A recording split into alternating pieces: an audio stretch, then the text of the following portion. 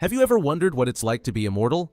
That feeling of knowing that no matter what happens, you can never die, and that no matter who you meet, you'll eventually lose them all.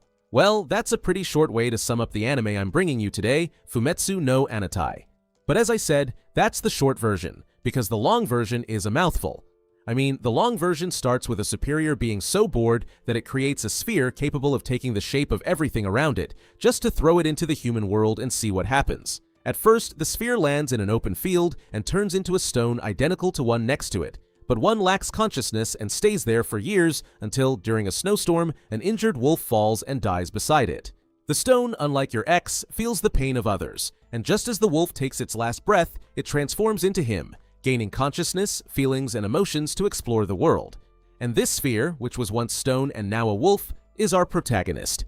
The protagonist follows his instincts and starts walking until he reaches an apparently deserted cabin where he meets a boy who is happy to see him.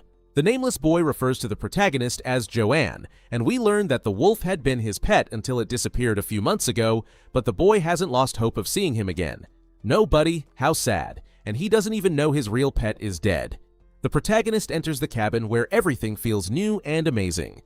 The colors are vibrant, unfortunately, the smells are too, and everything, absolutely everything, feels incredible to him, who has never experienced anything in life. But above all, the warmth of the boy fills his heart, which until recently, he didn't know he had.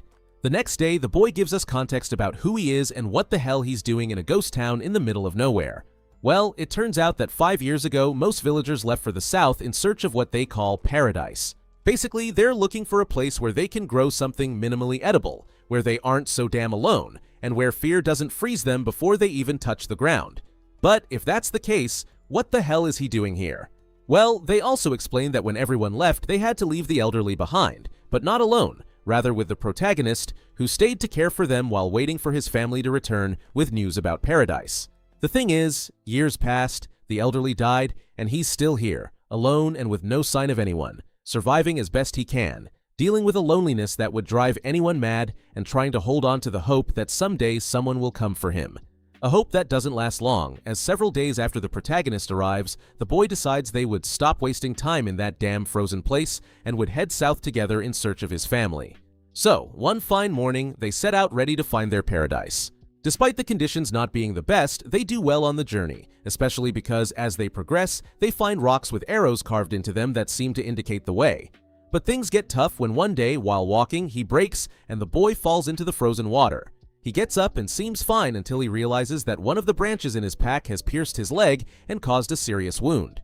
Even though everything seems to be against him, he keeps moving forward with a positive attitude, but everything changes when they reach another rock that indicated the path, except this one has a large X carved in blood. The boy realizes that this can't mean anything good, but he has no idea how bad things really are, as just a few meters away he finds the remains of an abandoned caravan and dozens of graves scattered around. The graves of what were surely his relatives and the people from his village, the graves of all the people who died on the way to paradise and ended up, literally, in paradise. The boy tries to keep his composure, but who are we kidding? He can't manage it and breaks down, finally accepting that everyone is dead, and that now, more than ever, he is completely alone. After everything that has happened, he decides to return home and, after several days of travel, allows himself to cry for the death of all his loved ones. But if you thought that was depressing, don't worry, because the real depression is just beginning, as shortly after arriving home, the wound on his leg becomes infected and, after much pain, he dies. But before that, he gathers all his remaining strength, sits in his chair, and asks the protagonist to never forget him.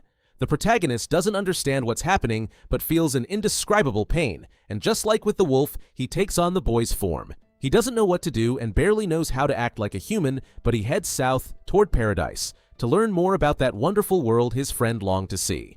And boy, did he go to paradise, as during the journey, not knowing the needs of a human, like eating, resting, and not freezing, he dies about 6 times, regenerating and reviving each time, so we realize that this kid is completely immortal.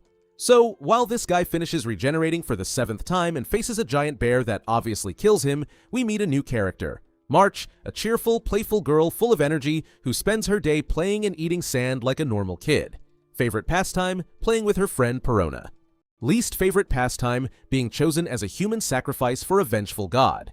And no, We're not exaggerating here, as it turns out that one fine afternoon, a woman named Hayase shows up, calling a meeting to inform them that this year their village has been chosen to carry out the gratitude ritual to Oniguma, a kind of god who, like other gods, requires a good dose of attention, affection, and human children to keep the villagers safe.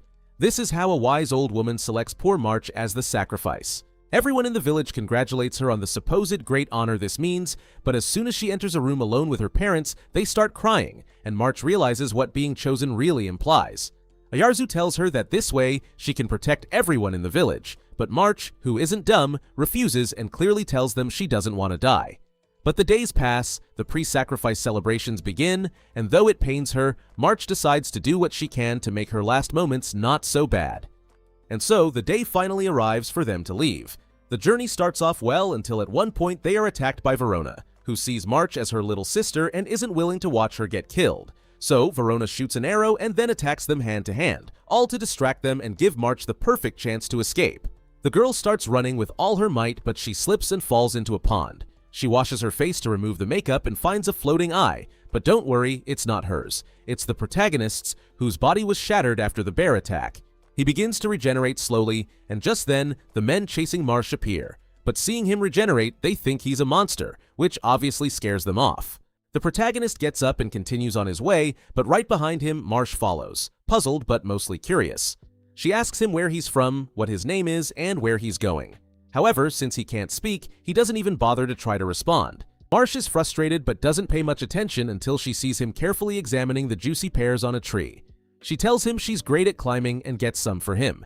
They both eat and fall asleep, starting a curious friendship, with him still acting like a dog, and Marsh patiently teaching him to behave like a person and even say thank you. Meanwhile, we see Hayase and her henchmen have captured Perona.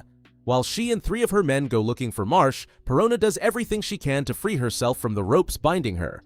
But at that moment, the giant bear from before appears, and they all recognize it as the god Oniguma.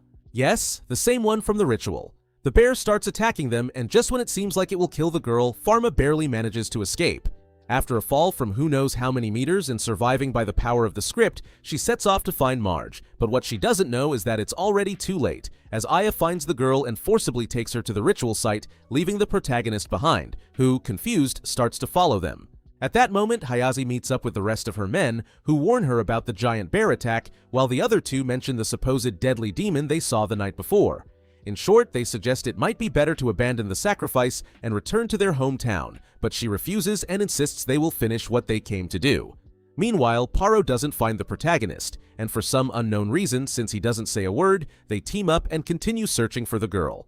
Hours pass, and the group arrives at the ritual site. There, they drug Marsh and leave her unconscious, giving them the chance to make her up, tie her up, and prepare her to be devoured by Oniguma. Once they're done, they prepare to leave, but at that moment, 2 things happen. Perun shows up and starts to untie the girl, while Nigumo enters and begins to destroy the place. Just when the bear is about to eat them both, the protagonist appears, standing firm in front of the animal without flinching. The bear bites off his head in one go, but he doesn't die. Instead, he gathers all his strength and manages to break free. The bear keeps attacking, but at that moment he transforms into a wolf and the fight begins. A fight that the bear wins over and over again, but at the end of the day, that doesn't matter because the protagonist is immortal. And speaking of endurance, our guy has all the odds in his favor. Thus, hours go by, literally hours, with the wolf dying repeatedly but attacking little by little until he leaves the bear practically dead. Near sunset, Marsh wakes up realizing that the huge Oniguma has been defeated and that she can now live and become the adult she always wanted to be. Or, well, that's what she thinks, as Hayase approaches them and tells her that, for obvious reasons, the sacrifice is cancelled, but they won't be able to return to their village. First, they must go to the city of Yanome, where Hayase and the others are from, to find out what the protagonist is up to, what will happen with Oniguma, and what they'll do with them. So, the next day, they set off for Yanome, and we see the protagonist, probably because he still can't control his transformations, remains in wolf form, making this peculiar group even stranger. We have Marsh, Perona, an immortal wolf, a nearly dead giant bear, several soldier bastards, and the one we'll now call the Old Woman, who is familiar because she's the same old shaman who chose Marsh as a sacrifice. Although calling her a shaman isn't entirely accurate, as she tells us she's just a simple criminal forced by the people of Yanome to pose as a witch in their deception. Because yes, folks, the reason these bastards are so surprised to see the great god Oniguma is that they really didn't believe he existed. The whole god and ritual thing was just a farce created by the people of Yanome to control the villagers and use them at will. This sparks a fire in Panora, who now aims to make everyone in her village realize the truth and put an end to this slaughter once and for all. The protagonist transforms back into a boy, and thus, another 20 days pass until they reach the city of Yanome, where the authorities take the protagonist to do with him as they please. This is how they begin experimenting on him and his power, forcing him to fight every thug over and over again, while the old woman and the girls are made to care for what remains of Oniguma, because yes, after such a beating and nearly a month of travel, the poor guy is still alive, though not for long, as shortly after arriving, he dies. Izu begins a race against time to escape, as overhearing some guards, Verona discovers they don't intend to let them live, since once they dispose of Aniguma's body, they'll do the same with them. So, with no time to waste, she gets to work. Verona escapes her cell and manages to steal a guard's uniform. Now in disguise, she frees everyone, including the old witch, who, well, is a friend, and the only one who knows how to navigate the city. They manage to escape, but not for long, as they are intercepted by Hayasa and her henchmen, who immediately start attacking them with fire, arrows, and even the evil eye. Peronia manages to hold her ground for a while. However, during one of those attacks, Hayasa shoots an arrow that is stopped, but not by Verona, but by Marsh, who steps in front of her friend to protect her. At that moment, the protagonist feels the girl's pain and leaps to attack, but not in wolf form, but as the very Neguma. While he takes down Hayase, her henchmen, and what's left of that damned city, he still has to face Marsh's death, who, with her last words, thanks him for his friendship and even asks about the protagonist, whom she saw as a son.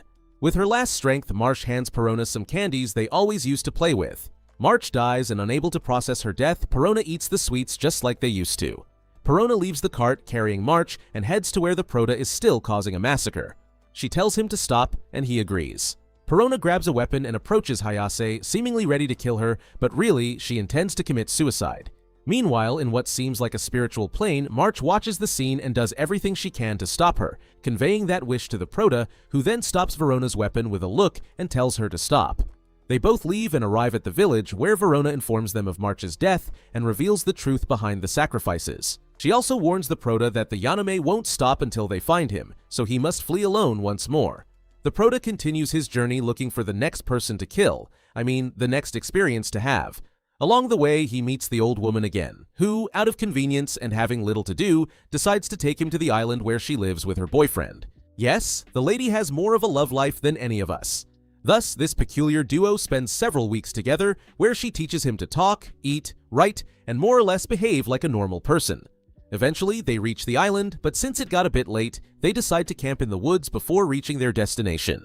Everything goes well until suddenly, they are attacked by a root-like creature, which we will call Knuckers. It attacks the Prota and enters his body, spreading through his veins and ultimately crushing his head. But what happens here isn't just a typical death he can recover from, as when the Prota tries to regenerate back into his boy form, he realizes he can't, since the Knocker absorbed his memories of being the boy at the start. He no longer remembers him and therefore can't take his form. The Prota transforms into the wolf and begins to fight the Root, which at that moment takes on the boy's form and continues the attack. The Prota gets very angry, as even though he's unaware of what he's lost, he feels an incredible emptiness inside. At that moment, the creator appears and explains to the Prota that he doesn't really know what that creature is, but it definitely doesn't mean any good. The fight continues, but not in the best way, as after a big confrontation, the Root manages to steal the wolf's memories. The creator warns him that inside the Knucker is the core, and the only way to stop it and recover his memories is to destroy that core. The Prota fights again as the bear, but things don't go well either, so he has one last chance to face it, this time with March. The Prota transforms into the girl who, I don't know if I mentioned, is a great climber, and thanks to this and her small size, she reaches the core and destroys it, ending the Root and recovering all her memories. The creator pulls a Gandalf and disappears, but not before explaining that he has the mission to preserve life in this world, and to do that, he must defeat the Knuckles, who only want absolute destruction. After all, they arrive at the old woman's boyfriend's house and meet our next victims, characters, where the old boyfriend and Gugu, a guy with an iguana head who hasn't had it easy, are found. They tell us that one day, while trying to save his crush from certain death, he ended up with his face smashed by a log. He was close to dying but was rescued by the old man, who saved his life but not his face, which ended up uglier than a kick in the balls, so the poor guy had no choice but to hide behind a mask, starting a peculiar family that now includes the Prota, the old woman, and his crush. Yes, his crush, who, due to some family issues, came to the store one day looking for work and a place to live. Days go by normally, and Gugu and the Proto become very, very close. The iguana head teaches him everything he needs to know to work in a store, while the Proto learns slowly but surely. Everything progresses normally until one day the old man decides it's a good idea to reveal to Gugu that during his famous surgery, he not only saved his life and somewhat fixed his face, but also took the opportunity to implant a special artificial organ to distill liquor. Yes, you heard that right. The worst part is that he reveals this by inserting a hose through a special plug in his face and extracting some liquor from inside. Upon discovering this, Gugu realizes he lives with psychopaths and escapes. At that moment, everyone thinks about going after him, but they ultimately decide to give him the time he needs to process things. Gugu continues with his life, though not in the best way, as he receives an absurd amount of hate and disdain from everyone in the village. One night, Gu is attacked by a bunch of gang members who intended to take him to a freak show, but at that moment the Proto appears transformed into a wolf and defends him. Gu is surprised as after the knocker attack, the Proto had been very afraid to return to the woods, so he asks why he took such a risk, to which the Proto confesses he needs him. But they return home immediately instead of spending a few days pulling pranks around town, getting some revenge, and chatting about everything. In the midst of that, they discover that the Proto can not only transform into other living beings, but can also materialize objects and food. The Proto goes out to find Gugu's mask, and at that moment, Link, his crush, appears, who has also come out looking for him. They start talking and getting to know each other deeply, during which she shares her family problems, and we discover she has no idea that Gugu was the one who saved her life months ago. The Proto returns with the helmet, and they finally decide to go back to the old man's house. But on the way, they are attacked by another, much more violent knocker, which, with a single strike, manages to steal all of March's memories and take on her form. The iguana head grabs one of the Proto's spears and throws it, piercing the knocker's head in one blow, but obviously that doesn't make much difference, and the fight continues with the monster, gradually erasing each of the Proto's memories. The knocker throws Gugu into the air, causing him to vomit some of the alcohol from inside, which, upon contact with a nearby torch, creates a strong flammable effect that could be used to their advantage to defeat the enemy.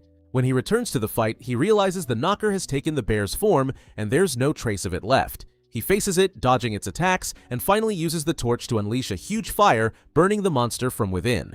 Gugu doesn't stop until the knocker completely disintegrates, releasing all the memories that are absorbed by the Proto, who, at that moment, is just a simple stone.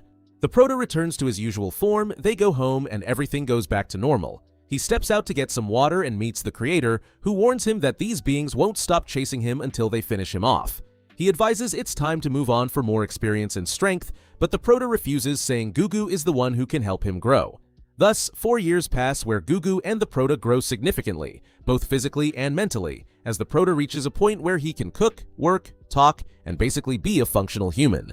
And if you're wondering how the immortal god has aged in both forms, just stop asking silly questions. Lin's 16th birthday arrives, and of course, Gugu and the Proto attend. The Proto goes because he's her friend and wants to enjoy the party, and Gugu goes because he's still in love with her. The point is, unknowingly, he is now reciprocated as she has gradually fallen for him, to the point where that same day she plans to make it clear to her parents that she won't marry the guy she was engaged to since she was a baby. But, of course, the iguana head doesn't know this, and when he sees Lin with her fiancé, he gets discouraged and decides to leave the party, but is intercepted by Lin, who starts questioning him about the accident, basically forcing him to confess what he should have said long ago. However, just when it seemed we were about to have the most romantic moment, a knocker appears, smashing the balcony to pieces, and just like that time, Hugo uses the brave act of facing certain death to save himself from falling off the cliff.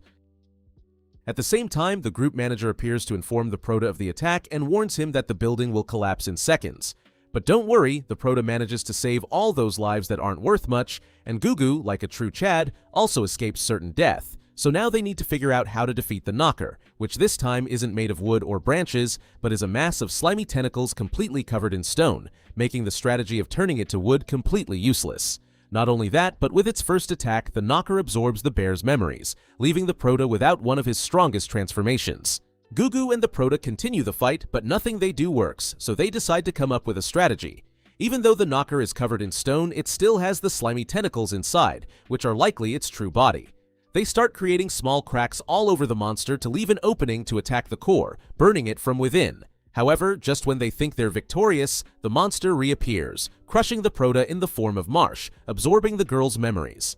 Not only that, but it continues destroying the building, causing a collapse that traps Link and Gugu, with the latter taking all the weight of the debris to save his beloved. However, it proves too much for him, and after giving a farewell kiss, Gugu dies. Even though he doesn't see the body, he feels the pain and ultimately knows his life brother has died. Now, completely enraged, he transforms into Gugu and begins attacking the knocker with fire. That works, but eventually the monster flees, taking with it the memories of March and the bear. He brings the bad news to the elders and, determined to keep his loved ones safe, decides to follow the same path the knocker took.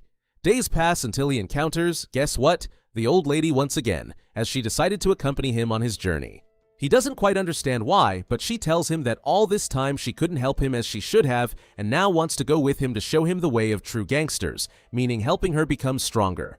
The Proto refuses, but the old lady is much more stubborn than he is, so they move on. Along the way, she talks about March, but of course he doesn't remember her, and he finally realizes the true value the knockers have stolen from him, all the moments he shared with someone who was incredibly special to him. They arrive at a port, but while there, they are tricked and end up boarding a prisoner ship, which takes them to a lawless island where the world's most dangerous criminals and their families are sent to kill each other. He realizes this and manages to free himself. However, the old lady is captured, so now he has to find a way to help her. Upon learning more, he discovers that there is a kind of tournament on this island where he will have to fight to the death against the other participants. The last one standing wins and becomes something like the king of the island, which will give him the power to leave and take whoever he wants with him. This is where we meet Tonari, the girl who tricked them into coming to the island, who turns out to have been deceived by someone else to lure the Proto there.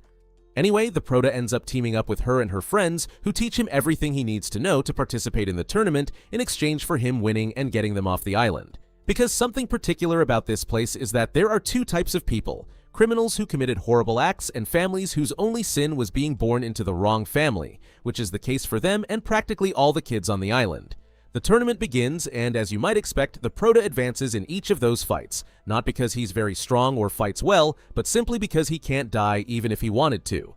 In the process, he also starts to understand Tanara and her friends' intentions, so now he fights not just for himself, but to free all the innocents on the island. The problem is that even though he's immortal and all, he doesn't want to hurt anyone, so he holds back during the fights.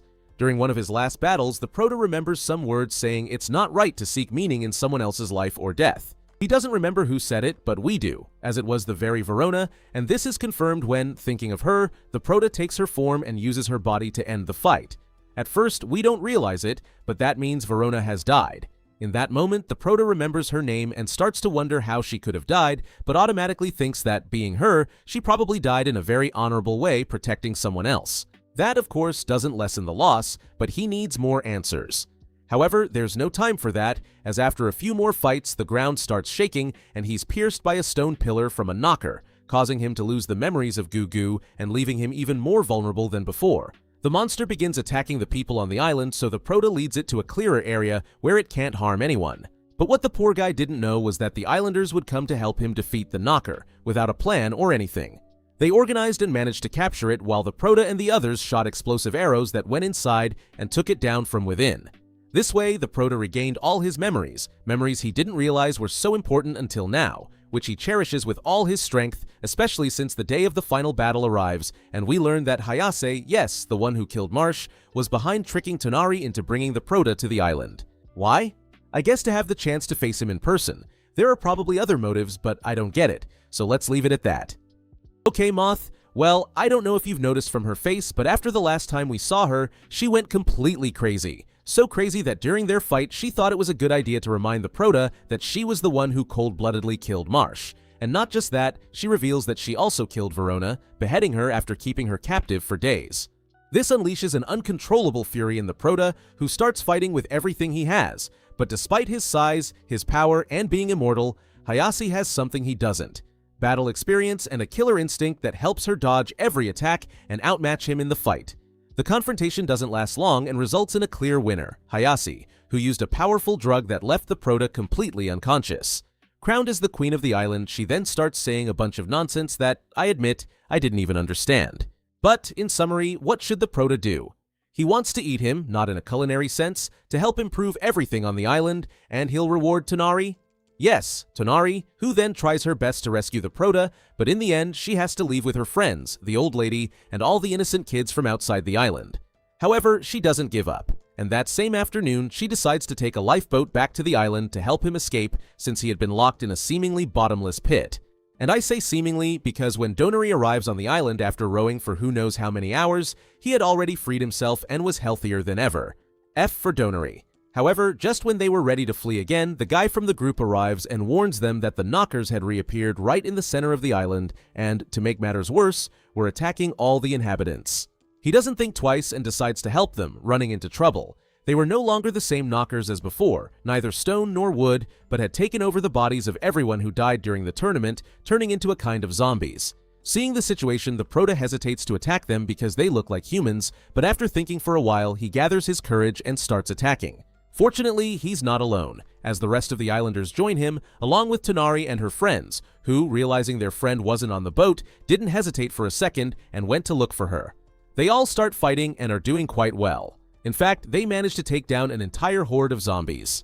However, in the midst of it all, and unable to avoid it, 3 of their friends are killed and turned into zombies, so now they have to make the hardest decision, to end their own friends' lives. A decision they postpone as long as possible, so the Prota, Tonari, and the friend flee to the Knocker's Nest. Once there, they encounter Hayase, who quickly tries to kill Tonari and her friend. The Prota attacks her and comes very, very close to killing her. However, remember that the Prota still refuses to kill anyone, so in a way, he spares her life and focuses on saving the others. The Prota takes on Gugu's form and starts burning all the possible knockers. At that moment, the bitch reappears and complicates things even more, telling him that she can kill the zombies for him, but at the same time threatens to kill Tonari. Honestly, I didn't understand a damn thing about that part, but anyway. In the end, Hayase threatens to lift Tonari into the fire. The Prota lowers his guard, but finally Tonari tells him not to be a coward and jumps straight into the fire, taking Hayase with her. Honestly, I thought we were about to give the Prota more of that depressing development, but no, because at the last moment he jumps in and manages to save both of them. Yes, both Donori and Hayase, whom he injects with the same drug she used on him, putting her to sleep. Donori gets up, ready to kill her zombie friends, but in the end, the Prota finally grows a pair and finishes the job himself. And, well, that's how it ends. In the end, Tonara and her friend stay on the island to care for and improve the lives of its inhabitants, while the Prota realizes it's time to leave, so he sets off in a boat. But he doesn't go alone, as he takes Hayase with him, who is still pretty much out cold. When she wakes up, the girl says more nonsense that makes it clear she's just obsessed with him, so the Prota builds another boat and leaves her adrift, thinking that whatever happens to her is no longer his problem. Although in the end it seems it will be, as while he was in the boat, a knocker appears in front of Hayase and apparently takes possession of her body. We don't know what that will lead to, but obviously it won't be anything good. Back with the Prota, he arrives at a port where the old lady was waiting for him. However, he gets all sap since everything he touches perishes, so he decides not to reunite with her and instead to keep his distance. Or at least he tries, since every day they're apart, he worries about her and checks in. Weeks go by, and the protagonist struggles to understand why it's so hard to let her go. The group leader tells him that maybe what he really wants is to be with her. That's what makes him happy, and that's what his heart desires. The protagonist, still in denial, tries to distance himself again, but the old woman finds him and tells him to stop being ridiculous. So they start traveling together again, and for several months they manage to avoid any knocker attacks while being happier than ever. However, she begins to deteriorate, not just physically but mentally, until one afternoon she passes away.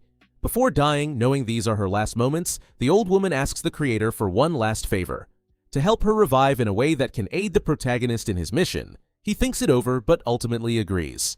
At that moment, the protagonist arrives, and for the 8th or 10th time in the series, he faces a loss, which I believe is the hardest of all. After all this, we see it's the same island, but nearly 40 years have passed since the old woman's death. The protagonist looks much older, meaning he hasn't changed for at least 10 years, and it seems he hasn't done much with his time since we last saw him. He talks to the creator asking what the hell he's been doing there for so long, and the creator reminds him that he has the task of preserving that world and still has a long way to go before he can feel truly fulfilled. Thanks to the protagonist's memories, we see that the old woman's death affected him so deeply that he decided not to meet anyone again, to avoid experiencing loss like he did over the years, and to have the peaceful life he always wanted. To do this, he became a crab and other sea creatures, living in the ocean for years until the creator summoned him again to deal with another knocker attack. Having to fight, the protagonist had no choice but to take on the forms of all the people he met along the way, bringing back not only a spark of happiness from seeing them again, but also the heavy burden of pain and loss. This dynamic repeated for years, and that's exactly what we see now, as the creator appears before him to say that the knockers have returned and are causing havoc in a village outside the island. This immediately grabs the protagonist's attention, as until now, the knockers had only attacked nearby areas, drawn to him, but the creator tells him they might be tired of being defeated over and over and have come up with a new strategy. Upon hearing this, the protagonist sets off, but the creator warns him it will take a whole month to arrive, and it might be too late to save the people under attack. However, the protagonist decides to leave anyway, accepting that this might be the sign he needed to finally move on. But as he begins his journey, he finds he's not alone, as a girl appears before him, calling him by name, which I haven't mentioned yet. It's Fushi. She tells him she's Hayase's granddaughter, you know, the one who tried to kill him like 10 times. So the girl arrives and tells him that she and her guards will now be responsible for protecting him and accompanying him wherever he wants to go. He's surprised as he never had a good relationship with Hayase, but the girl says her grandmother wrote a biography praising him and how his presence changed her life. So now she has made it her mission to find him and help him with whatever he needs. Fushi doesn't understand much, but he doesn't question it too much and agrees to let her and her guards accompany him, keeping some distance since he doesn't know if he can trust her being Hayase's granddaughter. But he keeps in mind that with them as allies, he might be able to save more people once they reach the village under attack. However, the detail here is that, I don't know if you remember, but the last time we saw Hayase, she had been possessed by a knocker. Well, now we see that Hizumi also has a knocker inside her, specifically in her left arm, which reacts when she comes into contact with the protagonist. Seeing this, Fushi thinks of getting rid of it, but the girl refuses, saying it's something her grandmother told her mother and that her mother told her. Apparently, the knocker lives inside the girl, drinking her blood like a parasite, and helps her when she asks. However, the little girl also says some crazy things, like keeping that creature with her is the will of the guardians, whatever that means, and that supposedly she is the reincarnation of her grandmother. Hearing this, the protagonist is taken aback, not quite sure what it means, but now he knows the knockers are connected to Hayase and likely to her entire lineage. Fushi thinks about distancing himself from the girl, as always, fleeing from anyone who might pose a problem, but the creator explains that the theory of Hizumi being Hayase's reincarnation isn't so far-fetched, since when a person loses their material body, their fee, or soul, is freed to go wherever they want. Most likely, Hayase's fee passed to her granddaughter, just as the fees of all the people the protagonist met in life were also freed to go wherever. This, in a way, comforts him, realizing that his loved ones didn't just disappear, but continue to exist in some way. However, it also makes him realize that even if that's true, Hisami will never be Hayase, because despite sharing a core, they will become completely different people. This leads Fushi to decide to give the girl a chance and, of course, to travel with her for the rest of the journey. When they arrive, Hizumi and her men go to explore while the protagonist waits and meets other adventurers who have also come to help the villagers. They tell him that it all started like a zombie apocalypse, where corpses began to emerge from a nearby cemetery out of nowhere. Although many people died, most have evacuated, and only a handful remain in the area. The curious thing is that the adventurers know him, as he has been forming a kind of cult or religion where they worship him for years. The girl tells him they call themselves the Guardians, but he should be careful as they pretend to worship him but only want to possess him. Of course, we can assume that nothing belongs to that cult, which is why they are so obsessed with helping him. This leaves him a bit thoughtful, but then they are welcomed by the village chief, who invites them to dinner to thank them for their concern. During dinner, Hizumi mentions that the Guardians have enough followers to fill an entire country and clarifies that what they want isn't to keep Fushi for themselves, but to help him escape his confinement and give him a place he can call home. The curious part here is that during dinner, Hizami puts sleeping pills in the tea, affecting everyone except the adventurer, who laughs at her, saying she's immune to almost all known poisons and will need much more than that to get rid of her. Hizami orders them to take her down, but the adventurer stops them all in under 2 seconds, revealing she knows all their tricks and that she is none other than Tonari. Upon hearing her name and seeing the owl on her shoulder, Hizami recognizes her from her grandmother's autobiography and explicitly asks what she's doing there when she was supposed to stay on Hananda Island as the chief. Tonari tells him she's still doing it, but she left her teammates in charge to keep an eye on her and the Guardians, realizing they were after Fushi and she can't let them do anything strange with him or put him in danger. In fact, she explains that for a long time she turned a blind eye to her sex actions, but now she can't just stand by seeing they've contacted our protagonist and that he has a knocker with them. However, Tonari doesn't care much about what she has to say, emphasizing that the knockers are a threat to both our protagonist and everyone around him, so they need to remove the tumor in her arm before something bad happens. Tonari approaches Hizumi, trying to cut part of her arm to get the knocker out, but it attacks her, seriously injuring Tonari and taking control of Hizumi's body to flee the village. Tonari tries to remove the small knocker fragment lodged inside, but realizes it has already taken root and there's not much they can do. But when our protagonist wakes up, Tonari starts to see the effects of her injuries and tells him the knocker has pierced her intestines, so it's only a matter of time before she dies. Once again, Fushi realizes he will have to face the death of a loved one, but Tonari tells him not to worry, as she was very happy and had an amazing life, so all she needs now is for him to stay by her side until her last breath. Our protagonist agrees, and they catch up on everything they've done over the past 40 years. She laments having to offend all that time in solitude, and tells him she definitely needs some companions, but our protagonist replies that he's better off this way, as he's not sure he can handle more people in his life. On her deathbed, she says she would like to see the faces of everyone she met, and our protagonist agrees, showing her all those who once intervened in her life, revealing that old Lin and Gugu's brother have also died.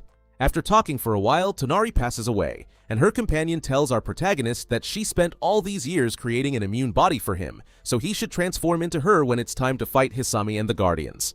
An important point here is that Tonari's death didn't affect our protagonist much, at least not at first, because he never realized she was Tonari. To him, she was just another adventurer until he transformed into her, and all the memories started flooding back, making him realize that body was his friend's last gift to him. However, he decides that the best way to honor her wishes is not to mourn or rush, but to follow the advice she always gave him, which is that true strength lies in the people around him. So our protagonist sets out to find more friends and people who can understand him, even when he will have to face his dead in the future. At that moment, our protagonist encounters Hisami, who is badly injured after her body was used by the knocker. His first instinct is to attack her, but the look in the girl's eyes reminds him that she's only 9 years old and is not to blame for carrying the weight of her grandmother's actions, so Fushi takes on Tonari's form to ask her once more to let him remove the knocker from her. However, Hisami refuses, telling him she has a responsibility to the Guardians, and although she knows her body can't take much more, she still has to return home to have a child and continue Hayase's legacy. Fushi doesn't understand anything, but he accompanies her until they meet the guards who came with her, and he hands her over just as the girl is fainting from the infection spreading through her arm. Fushi, in the form of Gugu's brother, tells them they need to amputate her arm as soon as possible, but they don't listen and take her away. From here, our protagonist decides to give himself a chance to live again and meet more people, so he starts traveling from city to city, gaining new knowledge. However, even though he connects with many people, he ends up distancing himself from them out of fear of not being able to face his dead. Interestingly, during this time, not just a few months pass, but several decades, as from time to time new members of Hayase's lineage appear before him, each one with a knocker on their arm asking him to join the Guardians. We also see that they have apparently been responsible for helping our protagonist eliminate the knockers that appear in distant cities. And the story resumes when we meet Kahoku. He is the 6th successor of Hisami's line.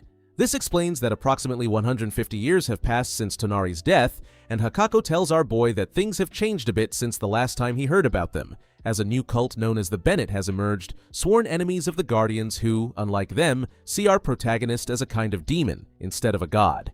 This has led the Bennett to put a bounty on his head, and society is slightly divided on the issue. While some worship him as a divine figure, many others despise him, thinking he could be responsible for any catastrophe that arises. In other words, they don't see him as a sacred warrior repelling the knockers, but as an evil entity that attracts them. Kahaku explains that it's important to do something to stop all this madness, as if things continue like this, those people will also start to chase and attack anyone who believes in him. With that in mind, our protagonist agrees to accompany them on their missions to calm things down, although he makes it clear that this doesn't mean he's joining them. During those travels, we see quite interesting things, like that Kajaku has great control over the one inside him, and ironically, he ends up falling in love with our protagonist when he is in a Perona form. Fushi realizes this because he also starts feeling some strange things, but he doesn't understand what it's about, as remember, until now, he had never experienced romantic love. The only time he saw it was from Gugu towards Link, so he decides to keep his distance from Kahaku, knowing how powerful those feelings can be, and of course, he doesn't want to feed that in Kahaku. They end up traveling, and our protagonist wonders if the Guardians could be the companions he has been searching for, but everything is interrupted when they are caught by that guy over there, Nicoli, the prince of a kingdom called Euralis, who catches our protagonist's attention because he has the ability to see beyond the material and recognized him instantly, even though he is in Perona form. In short, the guy is a bit off his rocker, but what he wants is to capture our protagonist because he was asked to. Basically, all the bigwigs in his kingdom want to capture him because they hate him, so it's very likely they just want to. But anyway, he's just following orders. The funniest part is that, seeing that he's quite a curious person, our protagonist agrees to go with him in exchange for sparing Kajaku and the others. Nico accepts and takes him to his kingdom, where our protagonist realizes they are quite strange people, just like their prince, and they stick to the deal they made. In fact, when they arrive at the palace, both Kahoko and Fushi are treated with great respect and attend a dinner with the royal family, where they start discussing what they should do with our protagonist. Fushi remains silent, but the one who speaks up is Kahoko, who begins quoting the book written by Hayase, saying that it is they, the guardians, who have the right to decide. This annoys our protagonist, but he stays silent, realizing that, aside from that, the guardians had stolen Tonari's journal and published all the relevant information she had written about our protagonist, adding some little details to make themselves look good.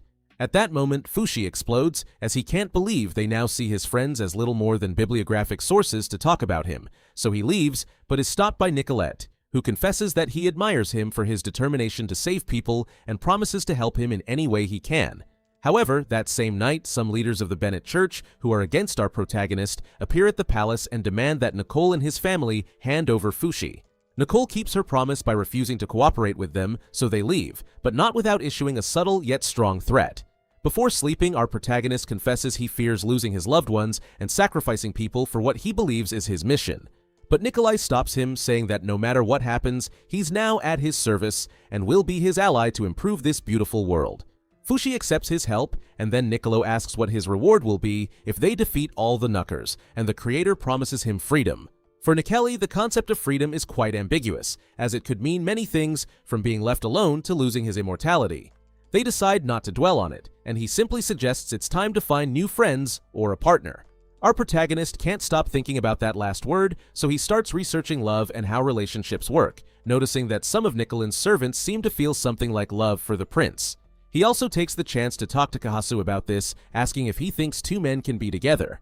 This is where things get interesting, as technically he is neither male nor female. He is literally something else, so he's unsure what gender he should be attracted to, though he leans a bit more towards women. Kahasu, who is definitely in love with him in his Perona form, tells him that things can change, and there's no problem with that. It wouldn't be wrong for him to feel attracted to a man while in female form. This piques Fushi's curiosity, but he doesn't dwell on it much, and in the following days he prepares to continue his journey with Nicole and some of his subordinates. This is how they start their journey, and many interesting things happen. Fushi learns more about love, especially unrequited love, in the case of someone who loves the prince but knows he will never see him that way and chooses to stay by his side. We also see their plan to combat the Knuckers. As long as they don't attack, they will distribute weapons, food, and supplies in every town they pass through to improve our protagonist's reputation and ensure everyone is prepared. When the Knuckers appear, our protagonist fights with everything he has, now supported by the Guardians and part of Nikolai's army, winning every battle they face. The real problem and the most curious part begins when they arrive at a small kingdom where the king asks them to save his daughter, who is on her deathbed due to a heart condition. Bushi approaches her, feeling her pain and desperation, as he can sense everything others face in their final moments, which deeply affects him, transporting him back to when all his loved ones passed away, reminding him that he is doomed to live forever. At that moment, the king's daughter dies, and he kneels before him, pleading for him to bring her back to life. Our protagonist responds that his powers don't allow him to do that, and that all he can do is physically become her and create copies of her corpse. So, while he can bring her body back, he can't give her life. At that moment, our protagonist leaves, but Niccolo realizes something important. The fee, or soul of the girl, hadn't gone to the afterlife but remained in the castle. Seconds later, after they left, it entered our protagonist's body, so if it wasn't clear enough, our protagonist can revive anyone he has known as long as two conditions are met: having a vessel and the fee of that person hasn't gone to the afterlife. Understanding this is a reality check for Nicole, as he realizes that the fees of the bear, Google, Tonari, and March are still with our protagonist, meaning Fushi could bring them back to life. At that moment, Nicole asks the creator if he knew this from the start, and questions why he hadn't told our protagonist after all he had suffered. The creator appears before him, startling him, but says nothing. Later, Nicola understands why the creator hadn't explained this to our protagonist, as he knows that with his friends by his side, he couldn't use our protagonist for his goals. Nicola thinks about revealing the whole truth but falls into the same trap as the creator, fearing that our protagonist might abandon him and not help him in his mission, which is to earn his father's respect to keep the throne. He decides not to tell our protagonist anything until they both have achieved their goals. I know all this sounds a bit shady, but I promise the prince isn't bad. He just has his priorities messed up. The point is, after this, they all go to the city to have some fun, and we find out that everything is actually his wife, and her real name is Lily, but she pretended to be a man to work directly for Nikolai. Lily's words make Fushi start to understand love a bit more, though he also gets confused and thinks he's in love with a doll. But that takes a backseat when, that same night, Kahoku approaches him to ask him to marry her and be his wife. Seeing her, our protagonist knows Kahoku's feelings are genuine, but he can't reciprocate, partly because he doesn't feel the same way, but also because Perona's body rejects the idea of being with the girl. Fushi explains this to Kahoku, who initially insists, but when he tells her how brutally and cruelly Perona treated her ancestor, she apologizes and feels firsthand the guilt of what had happened. This is important because, just like the others, she has part of Hayasi's fee.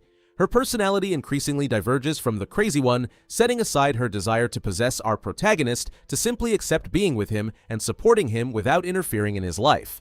With that, they all continue traveling until they reach a city, where they are surprised to find that the rumor has spread that our protagonist can revive the dead.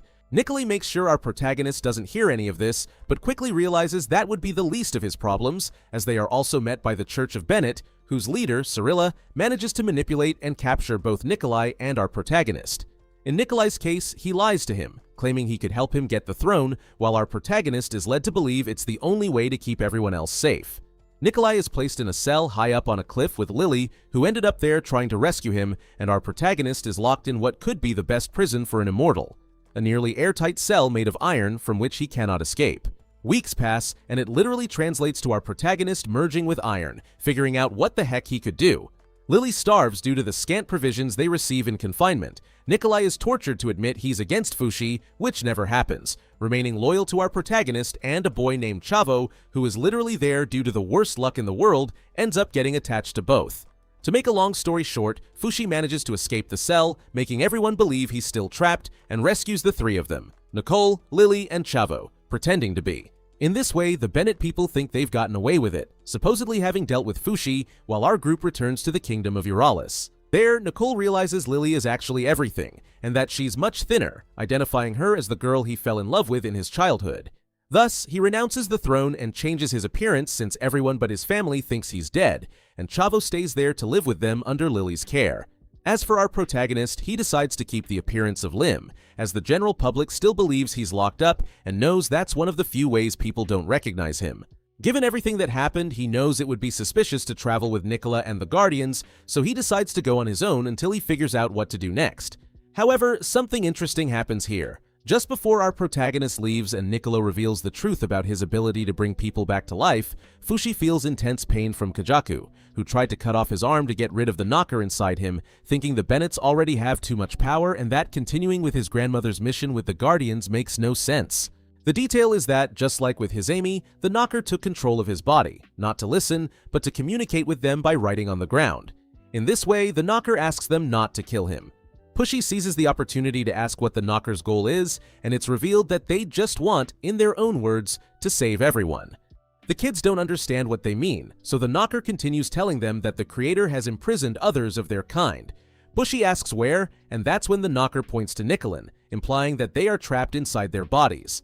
The creator appears and is shocked to realize that all this time the knockers have been made of Fee, or the soul, and that their goal is simply to free the Fee from people's bodies. Of course, this is achieved by eliminating any vessel in the way, but for the knockers that has never represented anything negative, but rather progress.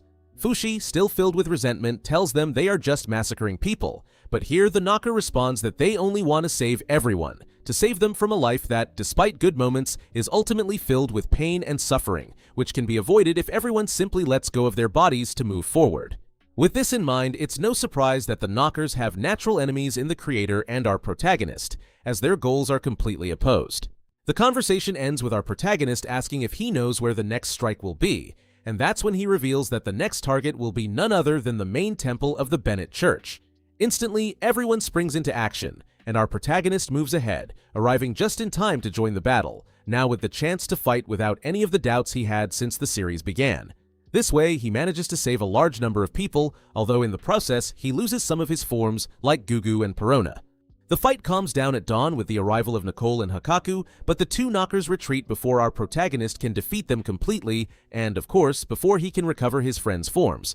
It's then that the knocker from Kahaku's arm communicates with them again, explaining that the matter isn't over, and that if he wants to get his own back, he'll have to participate in the next game, leading our protagonist to a remote swamp, where he is attacked again, this time putting him in a much more disadvantageous position, where they gradually absorb many more of his forms. Fortunately, at that moment, Fushi is rescued by one of Nicole's horses, who turns out to be much more curious than any of us would have expected, as the creator explains that he made it long ago from his own skin, making it somewhat immortal, and although our protagonist hasn't realized this yet, we see that it is the reincarnation of the old woman who asked the creator to let her return in whatever form she wanted.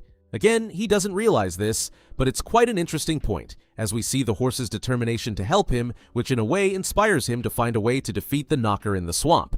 The only problem here is that after defeating it, Fushi doesn't recover all the memories lost during the last battle, so he accuses the knocker of Kajatsu of lying to him. But it ignores him and simply tells him that the next attack will be in the city of Bussy, and that they should go there for answers. The yacht is that, additionally, the other knockers communicate through it, calling him a traitor, and threatening him and Kajaku if our protagonist fights in the upcoming encounters, warning them in advance that, within a year, they will attack the kingdom of Renril, which has over 100,000 inhabitants, in what will be the largest assault they have ever made.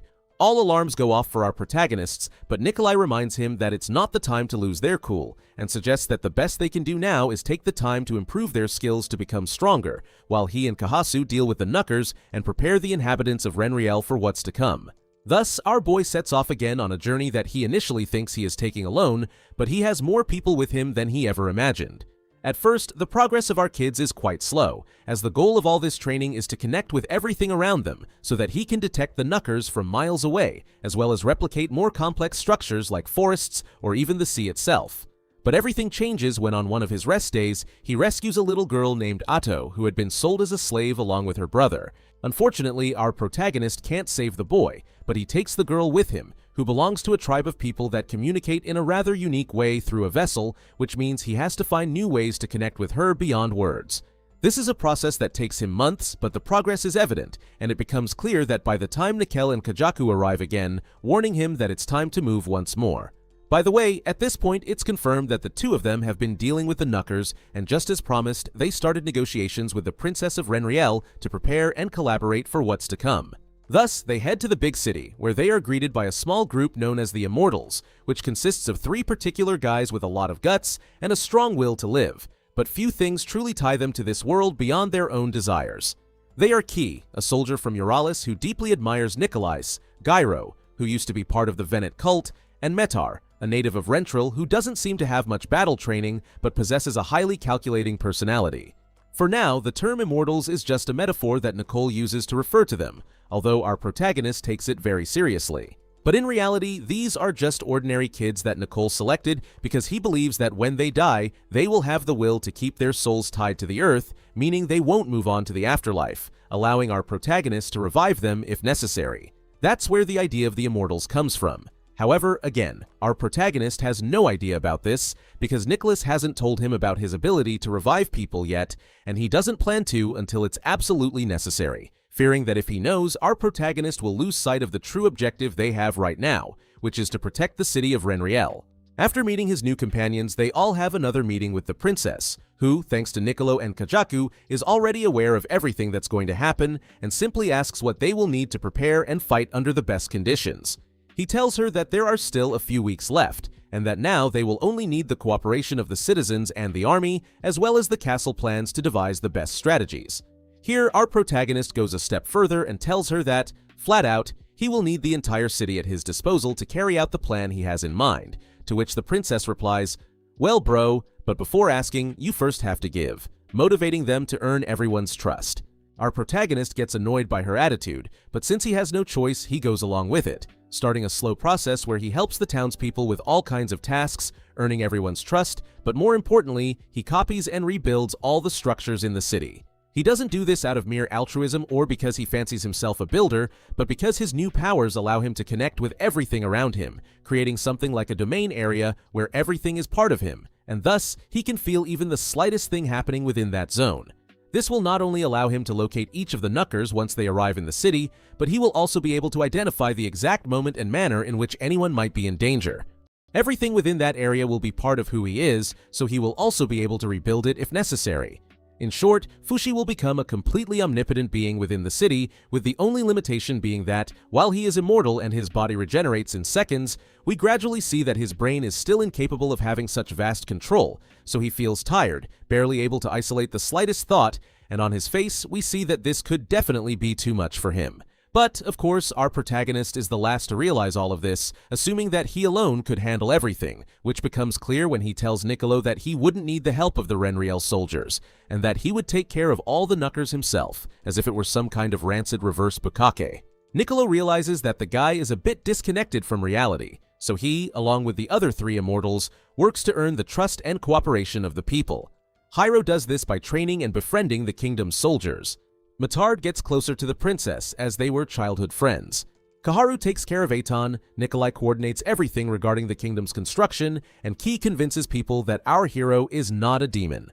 Gradually, everyone starts to contribute on their own to the preparations for the Knocker attack, and things begin to flow just as our guys planned. Thanks to the new connections, our hero systematically visits each of the city's inhabitants, feeling their happiness, love, and pain, and intervenes whenever he can to help them in their daily situations, becoming a sort of guardian angel who shows up even for a sprained ankle. However, he quickly realizes he can't intervene in every case and starts to think that maybe it's all too much for him.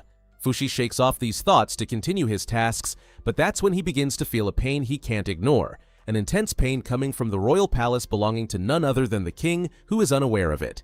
Seeing him and acknowledging what he's going through, Fushi offers to call a doctor, but the king stops him, saying he's already seen enough doctors who couldn't change the fact that he's dying. The king, who has kept away from politics, leaving all the work to his daughter, doesn't recognize our hero and asks who he is and what he's doing in the city. Fushi simply replies that he doesn't have many reasons to be there, beyond wanting to be, making it clear that despite his mission, he faces the Knockers not just because it's his duty, but because it's what he wants to do. Two actions with a profound difference. Fushi takes the opportunity to ask a question that's been bothering him for weeks. Should he be someone like him to help someone who is inevitably going to die? To which she responds that all he can do is give him the chance to fulfill his duty as king one last time. At that moment, the princess enters, introducing them to each other, and the king decides that, as his last action before dying, he will place all his trust in our hero, allowing him to rebuild the castle to be fully connected to the city. If that's the case, they can ensure the survival of as many people as possible. Later, the princess tells our guy that she can't believe the Bennett cult considers him a demon when he has proven to be exactly the opposite, a compassionate person who would do anything to prevent others suffering. Thus, our guy earns everyone's trust, leading the princess to reveal her face, and they begin to rebuild every corner of the castle.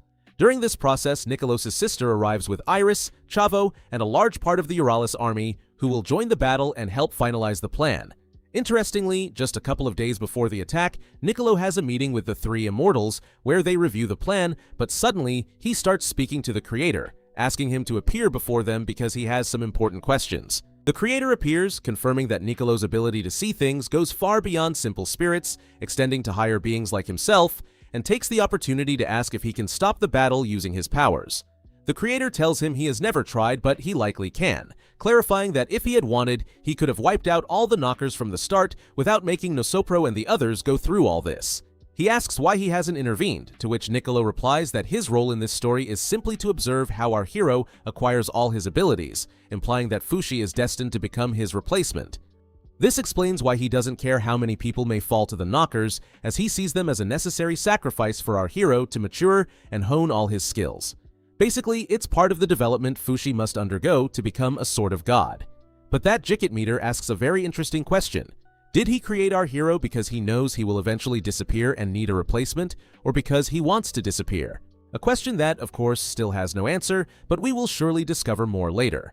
The point here is that days continue to pass, and finally, the moment of the long-awaited attack arrives, for which our hero prepared by leaving copies of his various bodies scattered throughout the city in case he needs to move easily from one place to another. Still, despite the territory covered by his domain, the Knockers catch him by surprise, launching destructive attacks directly at the wall, which not only initiates the battle, but also separates Marsh's body from our hero, allowing her soul to reunite with her body and officially return to life. For a moment, our hero, who has control of the area, feels the presence of another inhabitant within the city, but the excitement of battle pushes this to the background, and of course, the reunion between these two must wait even longer. Meanwhile, the Knockers continue to attack intensely, creating a series of catapults that gradually destroy various sections of the wall, but all of this is countered by our hero, who focuses on defense, regenerating from each damage taken while also launching an offensive, quickly destroying all enemies that enter his area.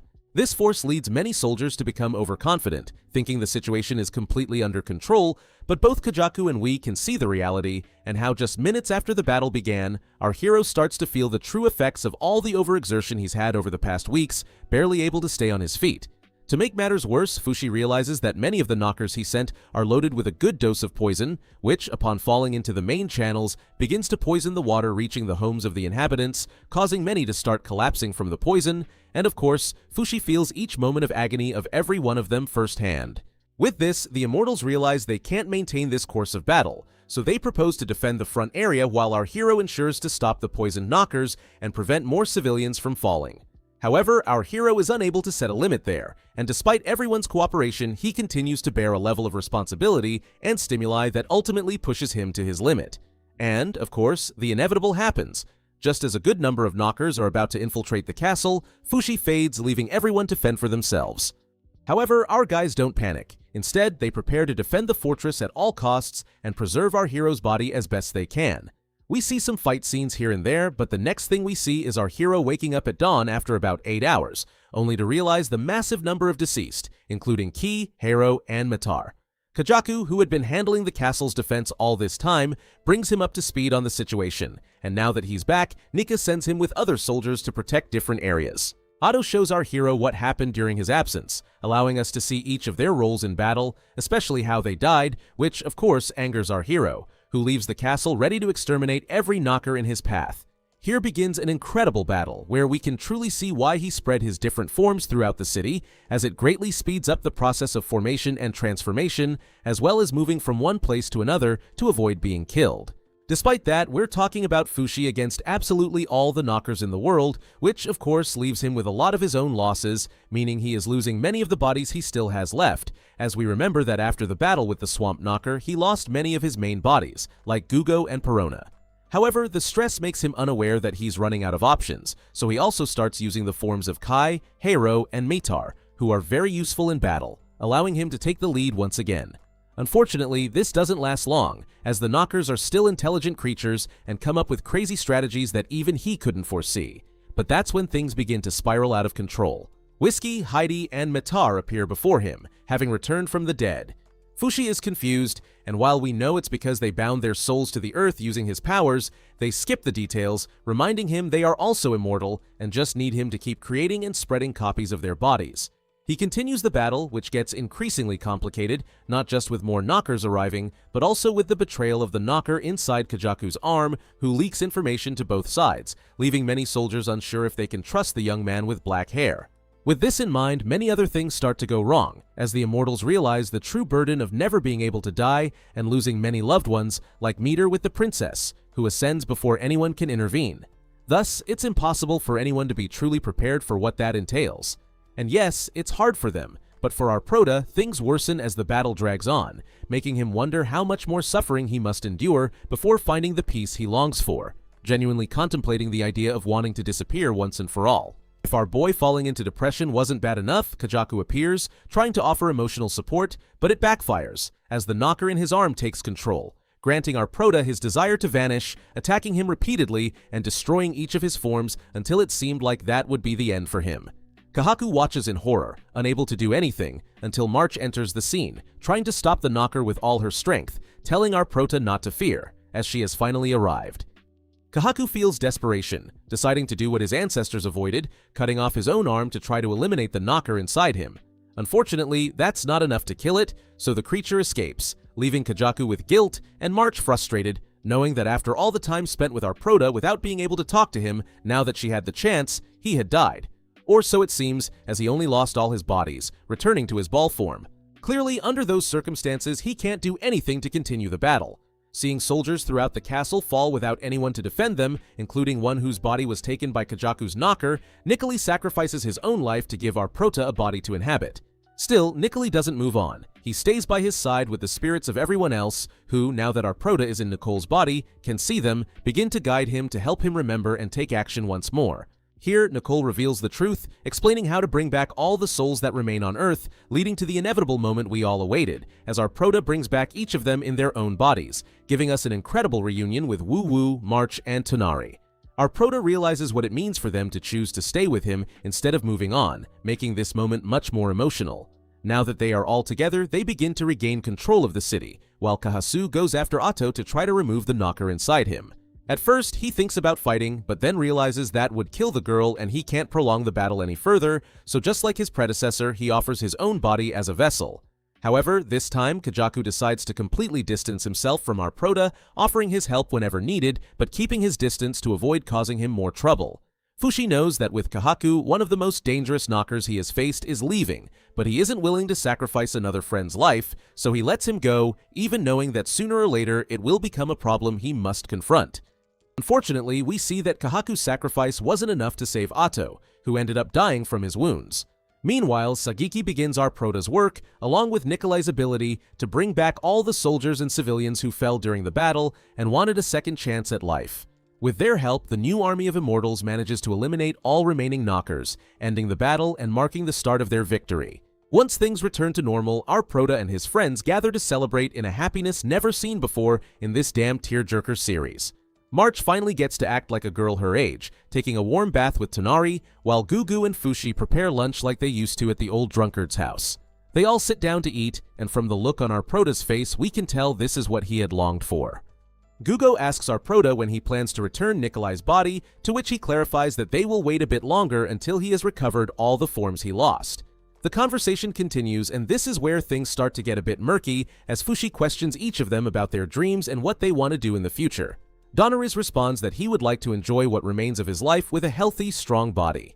Gogo wants to open his own gym, Gyro wants to become a baker, Ki would like to work as a blacksmith, Matar wants to enjoy some good company, Match wants to grow up to be a mom, and so on.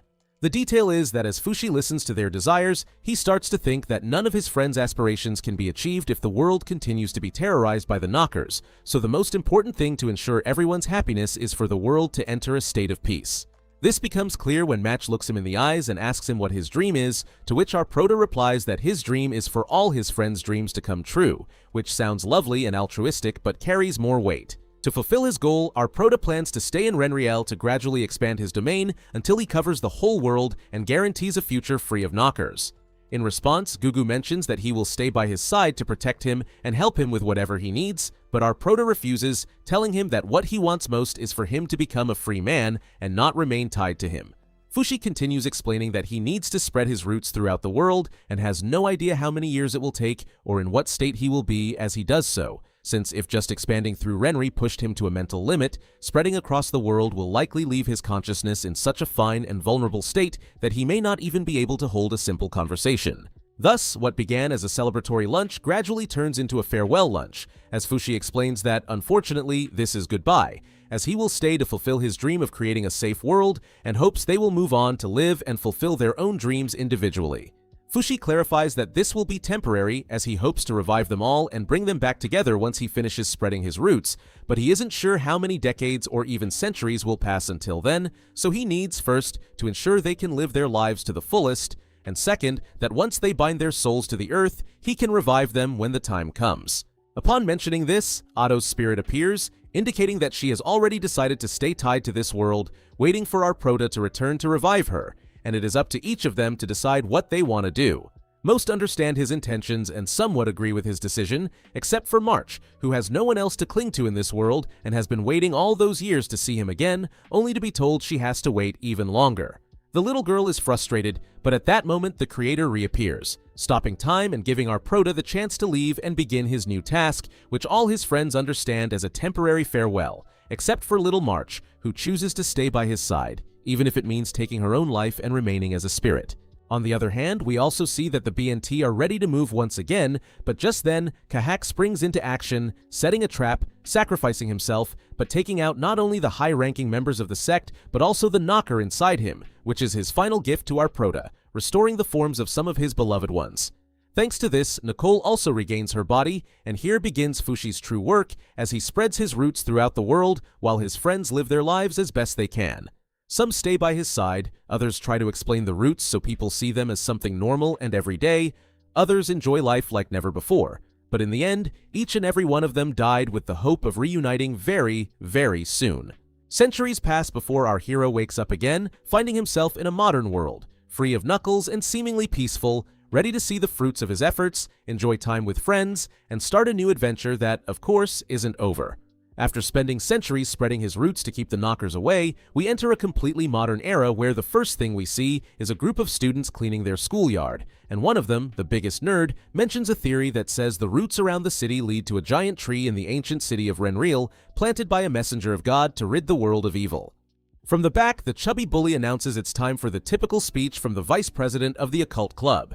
Hannah, in a super serious tone, corrects him, saying they're actually the craft club. After a brief argument, Yuki Aoki, the guy with the weird stories, approaches Zemba, a tall kid with a strange face, and Tamaki, the chubby bully, asking them to write about the roots in the October issue. But Haimna reminds him they're the craft club and suggests they keep cleaning. Later, while others are doing important things, Yuki, the idiot, talks about how he gave Mizuha his hairpin the other day, and she thanked him with a smile, which has him very excited, as it seems he's a total ladies' man like us. Hana, with all her frustrated energy, asks if he's talking about that hairpin she gave him because Mitsuha asked for it for her birthday, but Yuki's obsession is so strong that instead of getting mad, he desperately asks when the girl he likes has her birthday. At that moment, Mitsuha peeks in to tell him it's April 6th, but it's important to note she said it with a look that maybe our boy has a chance, despite being a virgin.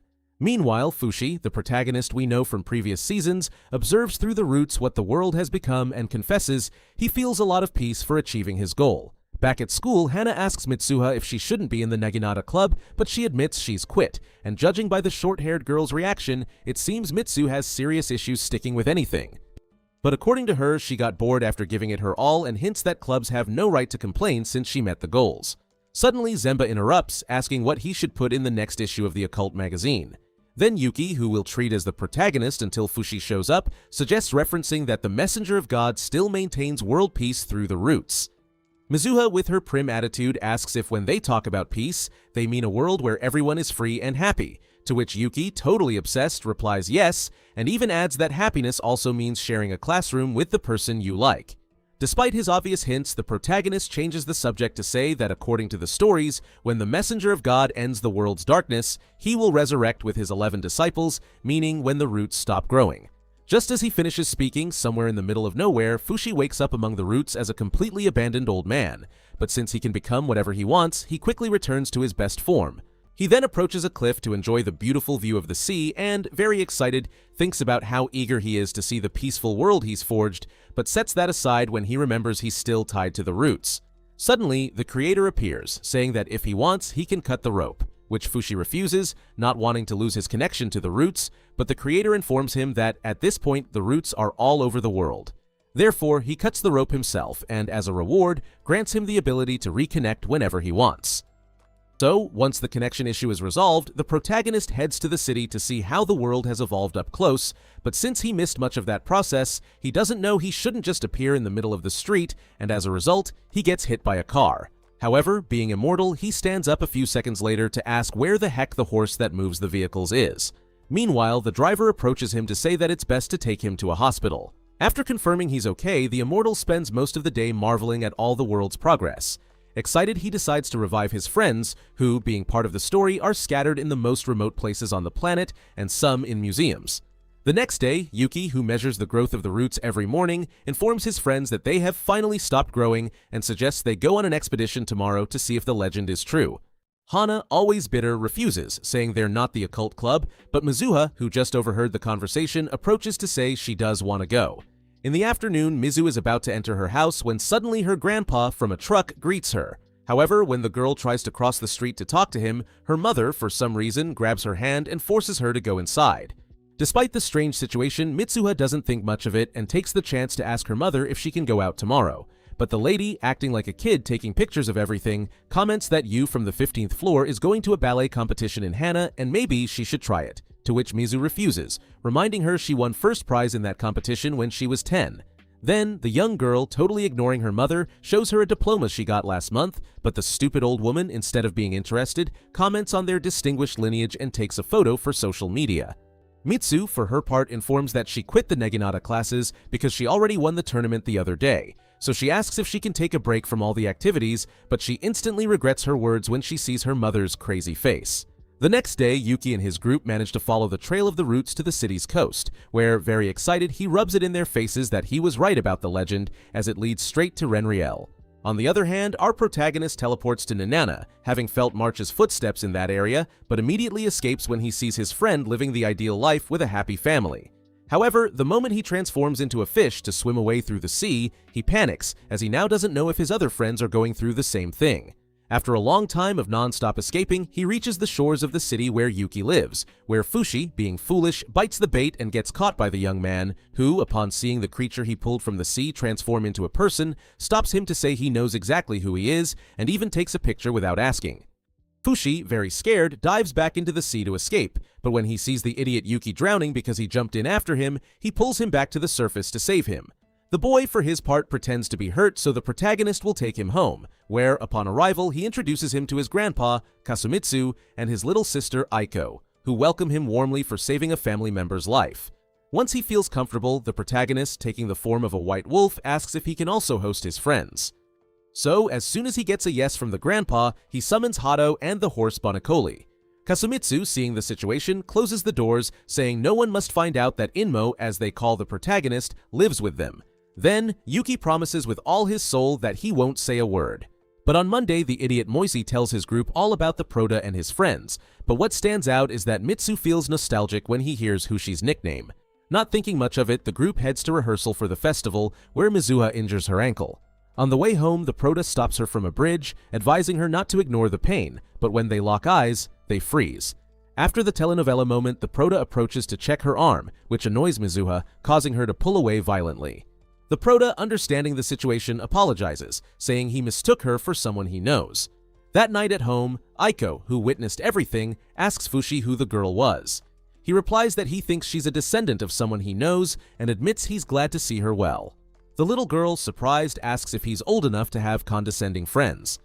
Then, Yuki, arms full of books, comments that he's about 800 years old and shows that he's part of world history. Meanwhile, at Mizuha's house, she tells her parents about her strange encounter with Fuji, but she's so excited that her father asks if she likes that mysterious boy. Her mother, hearing this, makes a demonic face and coldly informs her that they will be moving in a month. Again, with the Prota, we see Icon show him a video of a relic coming to life in a museum. He, very surprised, comments that it's Von Nikolai, a great friend of his. The little girl then informs him that a lot of people from the Middle Ages have appeared around the country, which lets Fushi know that Ki, Heiro, and Metar are struggling in the modern world. Yuki suggests rescuing them using teleportation, but our white-haired friend informs him that to do that, he would first have to die.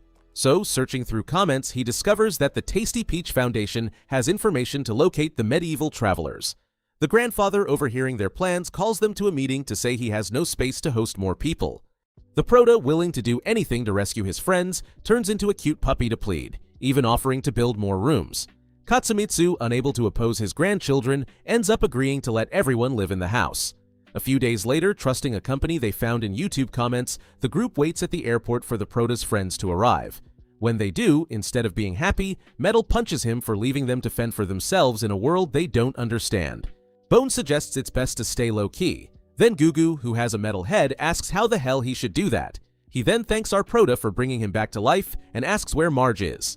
Fushi, a bit sad, informs them that she has a new family that makes her very happy. Suddenly, Marge appears, excited, saying some strange men took her from her house to reunite with them. Meanwhile, Tonari complains about now having a girl's body, saying she won't be useful in battle. Our white-haired friend informs her that in this era, fighting isn't necessary and reminds her that she asked not to age. The girl, very angry, tries to hit him for being so stupid, causing everyone to get arrested as they create a scene at the airport like in the old days.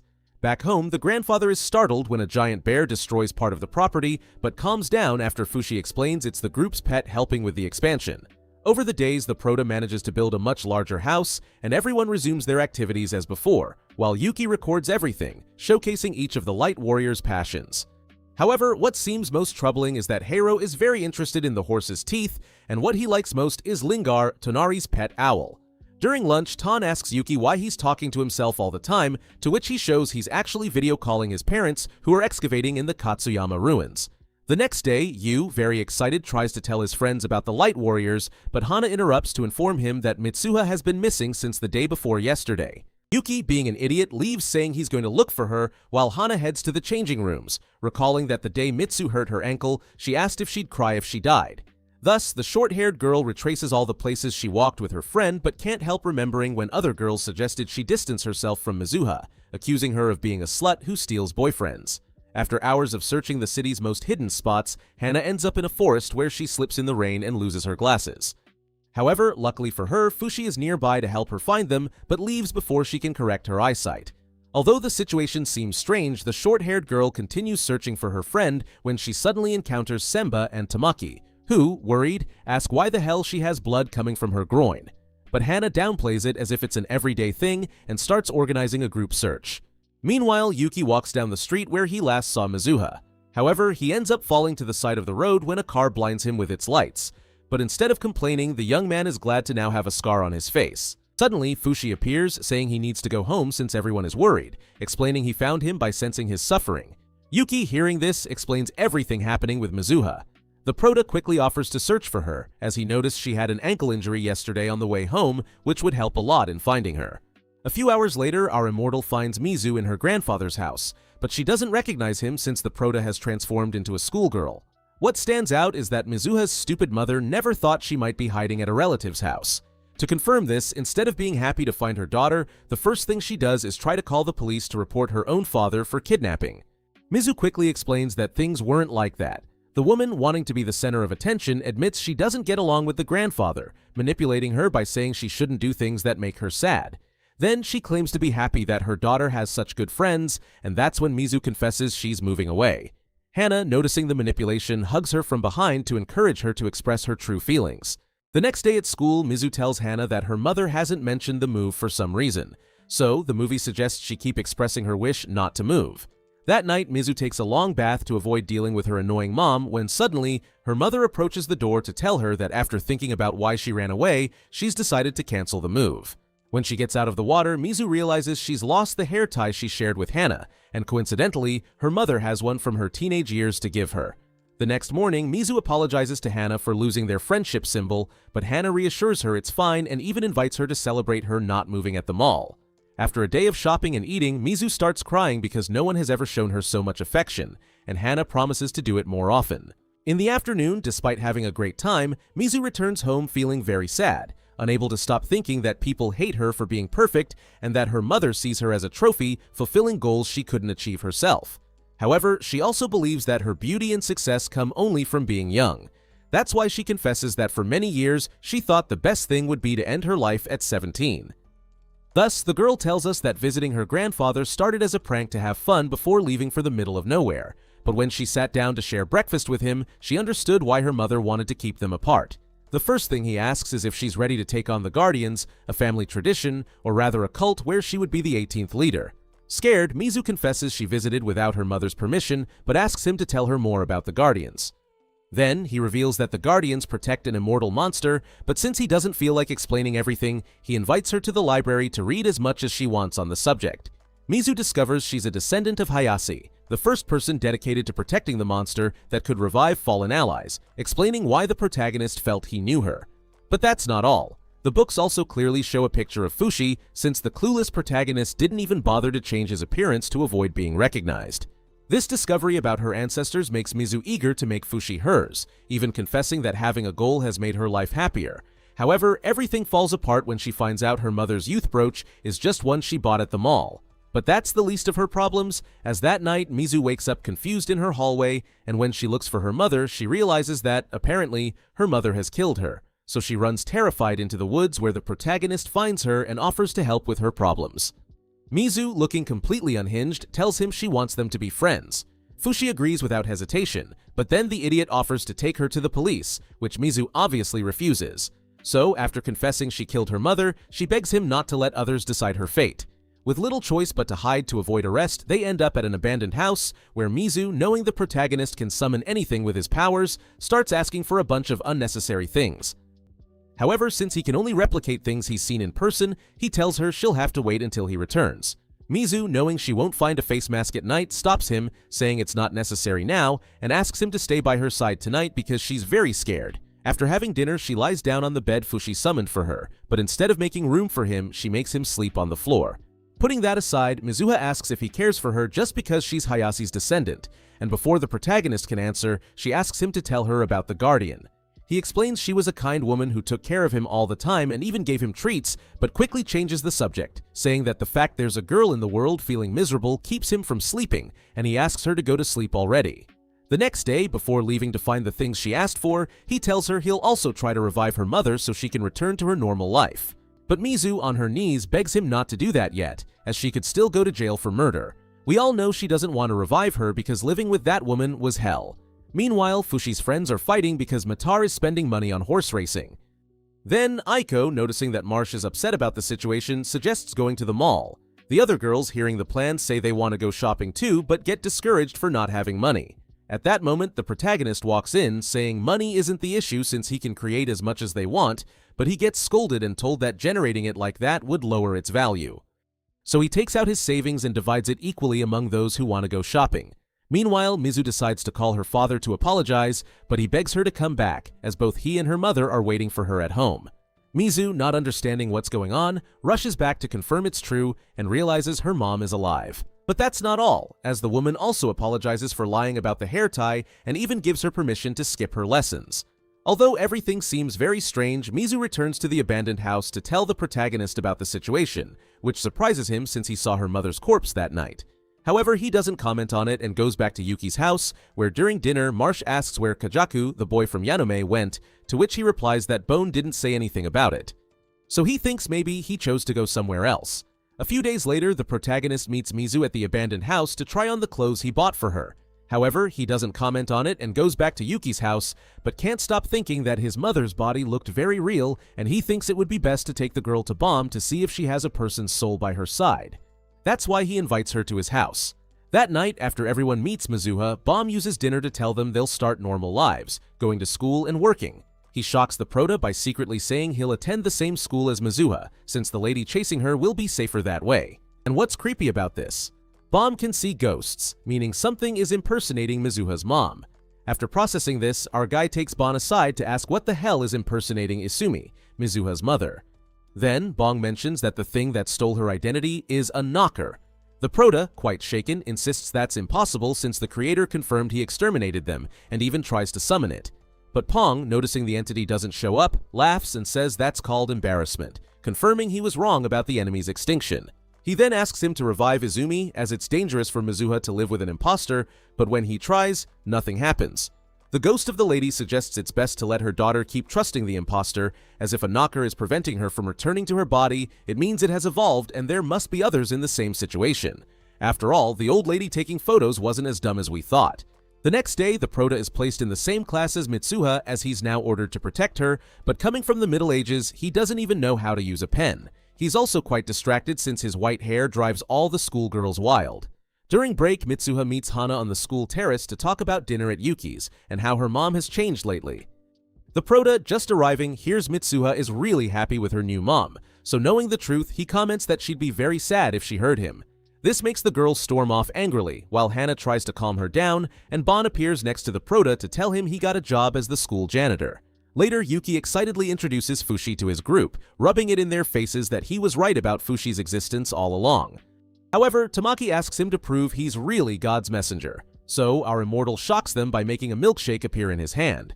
Suddenly, Tonari, from a corner, admits she's exhausted from studying, but before Yuki can introduce her, a bunch of hot girls with the Prota approach the door to ask to join the craft club. Later, Saki, the short-haired girl who goes around saying Mizuha is a slut, approaches her friends to tell them she's filled Fushi in on what Mizuha really is. At that moment, the gym teacher asks if they know anything about Funa, to which they reply no, and when she leaves, they comment that if Funa keeps missing school, they'll suspect bullying. Suddenly, Funa, who was sitting next to them but out of sight, peeks out so they can see her, causing the group to get all flustered. What's strange is that when the girl trips due to her weak body, the wound on her knee heals instantly. In the afternoon, at the abandoned house, Mizuha asks the Prota if there's any girl he likes, and when he says yes, she comments that if it's Tonari, the black girl, she won't judge him. Bushi, not grasping the seriousness of the comment, continues saying he also likes Yuki, Aiko, and everyone living with him. Mizuha, laughing, lets him know she didn't mean that, but the cheeky girl insists that when he feels in love, he must tell her, and even says that without her approval, he shouldn't approach any woman. However, she didn't count on the prota, despite being a bit clueless, having learned about the topic, and makes it clear that no matter how much he likes a girl, he won't date anyone. Mitsuha, quite upset, informs him she has to go home, as she seems interested in him and was waiting for him to confess. Meanwhile, Yuki, who was watching everything with the others, starts crying, thinking he now has no chance with his crush. So, Hana comforts him, suggesting he confess his feelings to Mizuha. A few days later, Yuki decides to leave home early to finally confess his love to the girl, but the idiot gets nervous and just babbles nonsense until the others arrive. Tonari, who has noticed what's going on, suggests Fushi stay away from Mizuha, but when our immortal excuses himself by saying she seems like a normal girl, the humble girl reminds him that Hayase, Hizame, and Kajaku also seem normal at first. The prota, wanting to downplay things, asks her to calm down, as there are no knockers in this world, but she insists he should be careful. She asks if, in case he took everything inside her like in the past, it would make Bomb commit suicide again to save him, to which Fushi replies no, swearing that in this era it's the one he's dreamed of to die in peace. During gym class, Fushi feels very sad for not being able to prove to Tonari that his oath is true. So, after thinking it over, he believes the best idea is to show that Mitsuha is harmless, unlike her ancestors, but first he knows he must change Tonari's mind about her. Suddenly, the teacher approaches him to scold him for his bad attitude towards class. However, the prota, instead of apologizing, asks her to please be quiet while he thinks, and then leaves her talking to herself. Later, Fushi from the craft club asks the girls to include Tonari in their friendship, but when Mitsuha tries to give her a hair tie like the one she shares with Hana, Tonari confesses she doesn't want to be her friend as it would go against her ideals. The prota, quite annoyed by this, tries to convince her to change her way of thinking, but fails, as Tonari insists she just wants to protect him. As soon as she finishes her words, the short-haired girl throws the hair tie, saying that little trinket can't ensure peace, and that's when Yuki appears from the bushes to tell Fushi that Bomb wants to see him.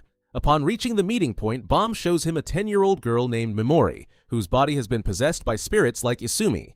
Fushi, tired of the topic, approaches the girl to take her somewhere else, and as soon as he confirms no one is around, he stabs her with his sword. This way, he gets the girl to show signs of possession, but when her older brother arrives to help, Memori pretends to be hurt. The boy, thinking they're criminals, picks her up and runs toward the street, where a mysterious boy stops time to prevent them from being hit. As if that weren't strange enough, before leaving, the boy calls the protagonist Inmo, his nickname, and tells him to forget about today. Several days after the incident, Fushi uses his form to track the boy to an orphanage, where the child, realizing he's been found, approaches so our protagonist can see that he is actually the creator. They head to a restaurant where the shady guy explains he decided to observe as an ordinary living being. However, knowing it's serious to take over a body, he admits he adjusted it so that after turning 15, he wouldn't remember anything. Upon hearing this, the protagonist asks how the hell he's supposed to keep helping if in 4 years he'll lose all his powers, to which the creator replies he doesn't need more help since he's already accomplished everything. Desperate, Fushi asks about the girl from the other day. The creator explains that the knuckers he eliminated in past decades were the ones he could detect, which is why the survivors evolved into small, undetectable beings. Our boy, hearing this, confronts him for not doing anything to stop the enemies from staying alive. The creator, noticing he still doesn't understand what's happening, explains in simple terms that the knockers, unable to wipe out humanity, chose coexistence. Therefore, they are no longer a threat. After saying all he needed to, the creator leaves, accompanied by Bomb, which fills our immortal with rage, thinking all the suffering he endured with his friends in the past was in vain. Suddenly, Julie, who has been listening from another table, offers to help save Mitsuha's mom, even suggesting they try to fix the problem by talking to the knuckers, which Fushi agrees to since she doesn't know what else to do, but begs her not to tell the others because he brought them from the past under the pretense of finally finding the peaceful world they sought. That night, while feeding his horse, Fushi wonders what the difference is between a human and a knocker, to which, as always, the observer replies it's love. At that moment, he approaches to explain in a cheesy way what love is, but since our immortal isn't fully convinced by the theory, he turns into a turtle to think things over while swimming in the depths of the sea. However, a warm sensation in his stomach forces him to return to shore, where he ends up laying eggs. The next day, he is found by Mitsuha, who mocks him for being a new mom, prompting the protagonist, embarrassed, to change the subject and ask her what love is. She then offers to show him what it really means. Meanwhile, Hiroshi, Memori's stepbrother, wakes up confused, not understanding how that truck didn't crush them. However, he realizes that since she arrived, things have become stranger. But to better understand this, we need to go back a few years, specifically to the day the gamer kid's father burst into his room with 3 cleaning women and threw everything around. You might wonder why he did that to his 30-year-old son, who could easily be one of us. He did it to introduce him to his new fiancée, Miyabi, who, besides introducing her daughter, Memori, makes a bad joke about how she is only 2 years older than him. After they meet, Hirotoshi, excited to finally be an older brother, spends his days watching Memori to get to know her better, but when he notices the girl doesn't smile, he decides to teach her his mud skills. However, even though little Memori shows some happiness, she takes the opportunity to tell him she has no friends, and since she has a new dad, her mom isn't paying attention to her, even sending her to school in the wrong uniform. A few days later, Miyabi informs the chubby kid that both he and Memori will be alone for an entire week since she's going on her honeymoon with her dad. Then, Kiritoshi, fully embracing the older brother role, treats the little girl like a queen and even buys her new shoes. But when he takes them to his room as a surprise, he finds a note from school informing him that today parents must attend to witness the classes, so the chubby kid quickly puts on one of his dad's suits to look presentable.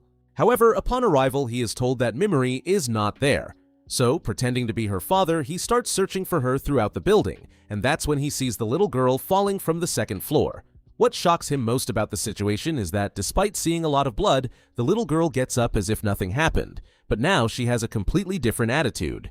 So, returning to the present, Hirotoshi sets out to find where the real Memori is, knowing that the immortal creature that has usurped her body is not his little sister. After a few days, we return to the protagonist, who, worried about preventing his friends from being killed again, resolves to find the Knuckers to exterminate them completely. But when he steps out onto the terrace to think, Memori appears to try to kill him, so he defends himself with sharp weapons without mercy. Suddenly, Yuki also comes up, but seeing what's happening, he tries to resolve things by talking, but changes his mind when Memori throws him off the roof. Then, Fushi, with the green light to kill her, traps her inside a tree and starts asking questions. However, he puts everything on hold when he sees paramedics taking out the fake body that has been occupying the classroom. Later, Mitsuha goes to Yuki's house to check if Fushi is okay, but she also does it to demand that he invite her on a date on Sunday. Yuki, quite jealous, reminds the protagonist that they need to save the world from the Knuckers. Then, Fushi, in a not-so-pleasant tone, asks Mitsu to leave him alone after Sunday. Then, they both head to the orphanage to ask the creator for help, but he informs Fushi that since he gave him the reconnection ability, his powers have weakened significantly, making it very hard for him to detect the Knockers.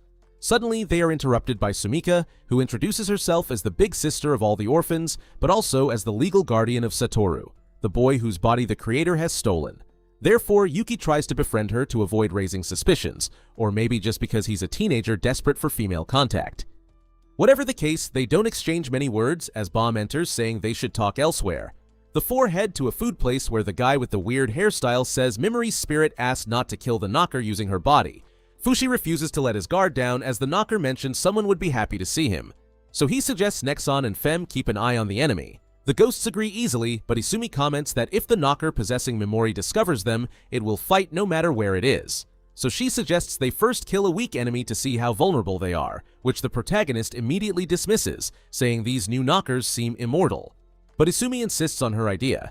She says they need to separate the consciousness from the body, explaining that if they go straight for the brainstem, the enemy will die instantly. The creator asks not to involve her anymore, wanting to continue her normal life, which makes Fushi very angry, push her and say she can't ask that when it all started because of her. While they plan how to save the world, Hirotoshi is tied up like a pig because Memori is punishing him for spying on her during the fight with the protagonist. On Sunday, the protagonist heads to his date with Mizuha, who first buys him clothes to stop him from looking like an otaku cosplayer, when suddenly Sumika approaches to hit him, angry because Satoru returned with injuries and upset about believing he was finally making friends. The protagonist, clueless, mocks her, saying someone like that could never make friends, not realizing he's the only one who knows her as the creator, causing Sumika to push him against some shelves. Then, the brown-haired girl explains that Satoru was found alone in the rain, as he was an abandoned child. However, instead of empathizing, Fushi continues making bad comments about the creator, which makes Sumika furious and ready to beat him up. Mizuha warns that before touching our idiot, she'll have to fight her, but realizing she has no chance of winning, she starts to run and, once a bit away, begs Fushi to change form. That night, after dropping Mizuha off at her house, the protagonist runs into Tonari, who asks what the hell he's doing using Oppa's body. He then explains that during his date, he also used Uroi's and Mia's to help them fulfill their dreams. At that moment, Gugu arrives asking if they're ready to go home, as Bong wants to talk to Fushi, but noticing the tense atmosphere, he asks if something's wrong. Then, Tonari, quite angry, tells him that our idiot protagonist used his friends for his romance with Hayasi's descendant. After the fight, Tony goes home, and Fushi heads to the park to drink alcohol using the liquor store owner's body, when suddenly Hirotoshi approaches him to show his naked body, prompting Bong and Yuki to come out of the bushes asking what the hell he's doing. But Yuki, recognizing him, calms the situation, saying he called the nudist since he had been standing at the school door looking for the protagonist. Then, when our immortal shows his true form, Hirotoshi begs him to save his little sister. However, when he notices they aren't making any sound, he shows how a 10-year-old girl has tied him up and confesses he's talking about Mimori, who is now controlled by a knocker. Setting aside the weirdness of the naked fat otaku, the protagonist asks how the hell he knows what a knocker is. So, Hirotoshi confesses he heard it mentioned while watching them fight at school, but he doesn't waste time on useless things and tells them he escaped from the enemy because it hasn't returned since yesterday. Bon informs the fat guy that the real Mimori has no desire to return to life, believing the knocker causes her mother less trouble. Then, Hirotoshi, with a lump in his throat, tells the little girl it's not her fault her mother is a bitch who doesn't pay attention to her, and begins to recount how he saw the real Mimori throw herself off the school roof to stop being a burden. Suddenly, the knocker approaches, saying he only did her a favor by staying in her body, and tries to convince Hirotoshi to go home for his punishment. For obvious reasons, the protagonist steps in to prevent that from happening, prompting the knocker, with a smug attitude, to say he's sure Mimori doesn't want to return, as that would mean taking on the responsibility of living a full life like her body does now. Quite angry at what he just heard, he borrows the protagonist's sword and tries to kill the knocker, but as a 30-year-old who has spent his life playing video games, he can't do anything and even ends up leaving the enemy with the sword pointed at his face. Fushi, seeing the situation, asks why the hell they keep stealing bodies. The knocker corrects him, saying they did that 500 years ago when he defeated them completely. But now things are very different, as they only dwell in the individual's body to guide their own worlds to peace. However, noticing he doesn't understand what he means, he tells them that Memory was a girl forgotten by her mother, who was just a whore that only fed her when one of her boyfriends came over. He confesses that the moment he decided to enter her life was 4 years ago when, very sad about not having present parents, she jumped from a high place at school, and her mother, instead of worrying, scolded her for the hospital bill. Summarizing things a bit, since we all seem equally confused, the knocker watched Memory suffer all that time, but since he could do nothing more to help her, he decided to save her by taking her body. Hirotoshi takes the moment to grab the sword and tries to fight again, but the knocker, with just a light kick, slams him against the wall, and if Fushi weren't present, the fat guy would have exploded like a watermelon. Even knowing he has no chance of winning, Kiro insists on continuing to fight, which leads the knocker to not only beat him up, but also pull his hair out with his hands, causing Memori's soul, deeply affected by seeing her stepbrother suffer, to confess she now wants to live to create new memories by his side. As soon as Bomb hears her wish, the knocker stabs him in the head with the sword, but he only pretends to be dead, and when they let their guard down, he threatens to kill Hirotoshi, prompting the guy with the weird hairstyle to tell the protagonist that there's no reason to hold back anymore. Suddenly, Funa, with a crazed aura, appears to truly eliminate the knocker and apologizes for the trouble she's caused, but makes it clear that despite helping them, they are still enemies. The next morning, our protagonist uses his powers to return Memory her body, and then they head to the hospital so she can see her. After spending the whole night on the Memory issue, Yuki, very tired, suggests going home to rest, but the protagonist, all schizophrenic, refuses, believing he is now the main target of the knockers. In the afternoon, our immortal intercepts Funa to ask if the Guardians ordered her to do what she did last night, even hinting that she has the same Naginata Hayase carried. However, when he realizes the brown-haired girl has no idea what he's talking about, he asks if they've been feeling suicidal lately. Fushi's poor social skills make Funa try to leave offended, so he quickly stops her, but he doesn't realize how strange it looks from the outside. To make matters worse, Mitsuha seems to misunderstand everything, and Rikuya, who has been bothering her since school, takes the chance to play the hero and punches our guy in the face, shouting that he can't believe such a pretty girl is interested in a loser like him, but all that heroics backfire as Mizuha slaps him instead of falling into his arms. That night, Rikuya, feeling down after looking foolish, heads to the bathroom to brush his teeth and is shocked to see he's lost a tooth. However, the real shock comes the next day when his mother wakes him for school and finds her son completely overweight, with missing teeth and broken bones. Naturally, this causes a stir at school, and Mitsuha is in tears for how she treated him yesterday. For now, let's set that aside, as our protagonist, like a professional stalker, is spying on Funa, but sensing someone is watching him, he decides to turn into a mosquito. That plan doesn't go well, as the moment he lands on the girl's leg, she kills him and forces him to take the form of a cat. Despite the setback, Fushi sees Mizuha stab Funa, claiming she's starting a divine purge, but when he asks why she did that, she breaks down, saying she can't remember. Being understanding, he offers to help her if she's in pain, to which she, with a crazed look, asks him to love her forever. But while this cheesy scene unfolds, the knocker takes control of Funa's body to pin Fushi against the wall, and then, from Mizuha's body, introduces itself as the knocker residing within the Guardians' leaders. It then mentions that it never forgot what happened 500 years ago. That's why, when it felt Mizuha's deep sadness, it chose to leave paradise to make her happy, as now its race's purpose is peace. Fushi, confused, reminds it that just moments ago it stabbed Funa, and the knocker explains that Mizuha suffered great stress yesterday seeing her romantic situation with the short-haired girl. That's why they decided to send her PHI to paradise, adding that the girl had long wanted to die because things were going badly with her friends.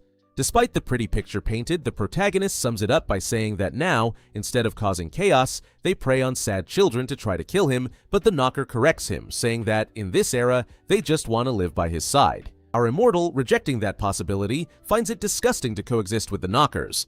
Therefore, the enemy tries to convince him that he's wrong in thinking that, and that both they and the Guardians aspire to save people's hearts.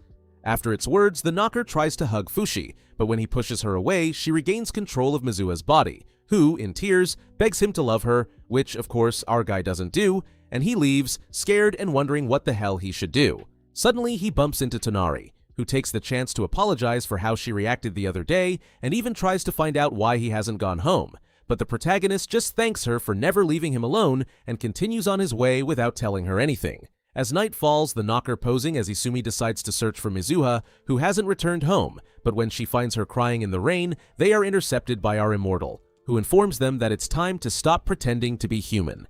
Izumi, not wanting to show herself in front of Mizuha, urges her to go home quickly, but since the idiot doesn't listen, she watches as Fushi introduces roots into her mother's body, making her plead not to hurt her mom. Then, the protagonist, tired of the charade, confesses that her real mother now wanders as a lost soul. However, seeing neither of them defend themselves, he begins to burn the woman from the inside.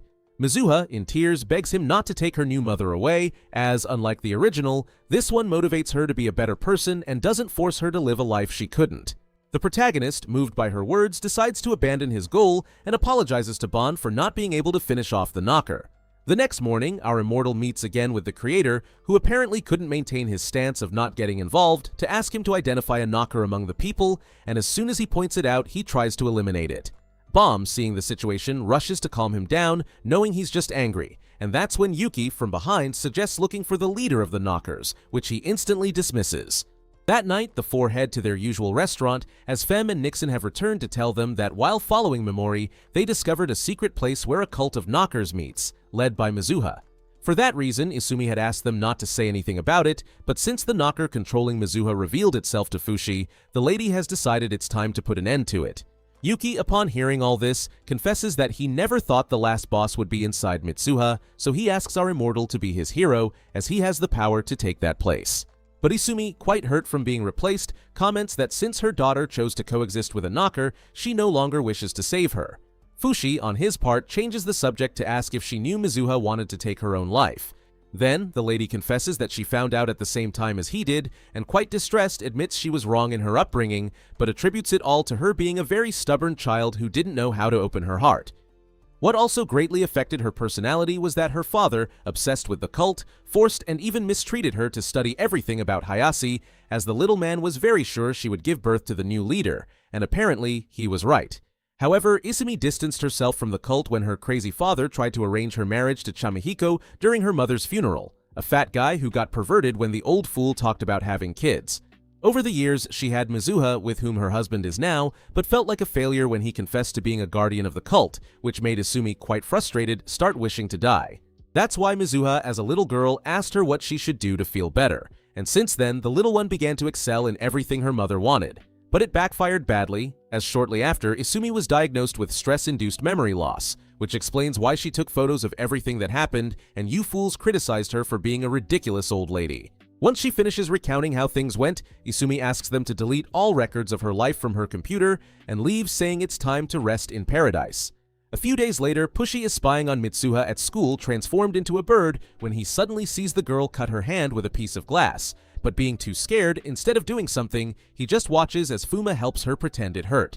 Later, the short-haired girl approaches the protagonist to inform him that they'll mark him absent, continuing to attend in bird form, even threatening to turn him into curry. Suddenly, Yuki approaches Mitsuha and Funa, asking if mutants can be friends with humans, but before they can answer, he forces them to shake hands, as if that would solve a species problem that's been dragging on for 500 years. Later, our immortal sneaks into Asumi's house to delete the photos from her computer, but since he has a medieval brain and doesn't understand new technology, he decides to solve the problem the Latin American way, throwing everything into the ocean. Aiko, who was cleaning the beach, scolds him for polluting the environment, but Fushi, instead of apologizing, runs away like a coward. While escaping the scolding, he feels a slight headache indicating Yuki has just been hurt, but when he arrives, he finds the idiot hurt himself to summon him and explains he managed to send messages through the clay vessel Otto protects. Our white-haired guy, doubting someone so foolish could do something useful, transforms into Otto's brother to read the hidden message in the vessel. Then, Yuki gets serious and explains that when he talked to the girls at school, he discovered that the knockers communicate through their eyes and even suggests they gather information from those in paradise. Therefore, he believes the vessel will now be the best way to share confidential information between them. With that said, Yuki uses the new artifact to tell him that after hours of research, he theorized that the Knuckers still plan to exterminate humans, but their reincarnation has messed everything up, which is why they've been trying to eliminate him. However, they can't do it. He thinks they are now trying to corrupt the creator since he set the universe's rules. That same night, the knocker controlling Funa's body heads to the orphanage where Satoru, the creator, lives, intending to kill him. The protagonist, watching from the shadows, decides to confront her directly, but his mother's daughter takes a child hostage who was just leaving.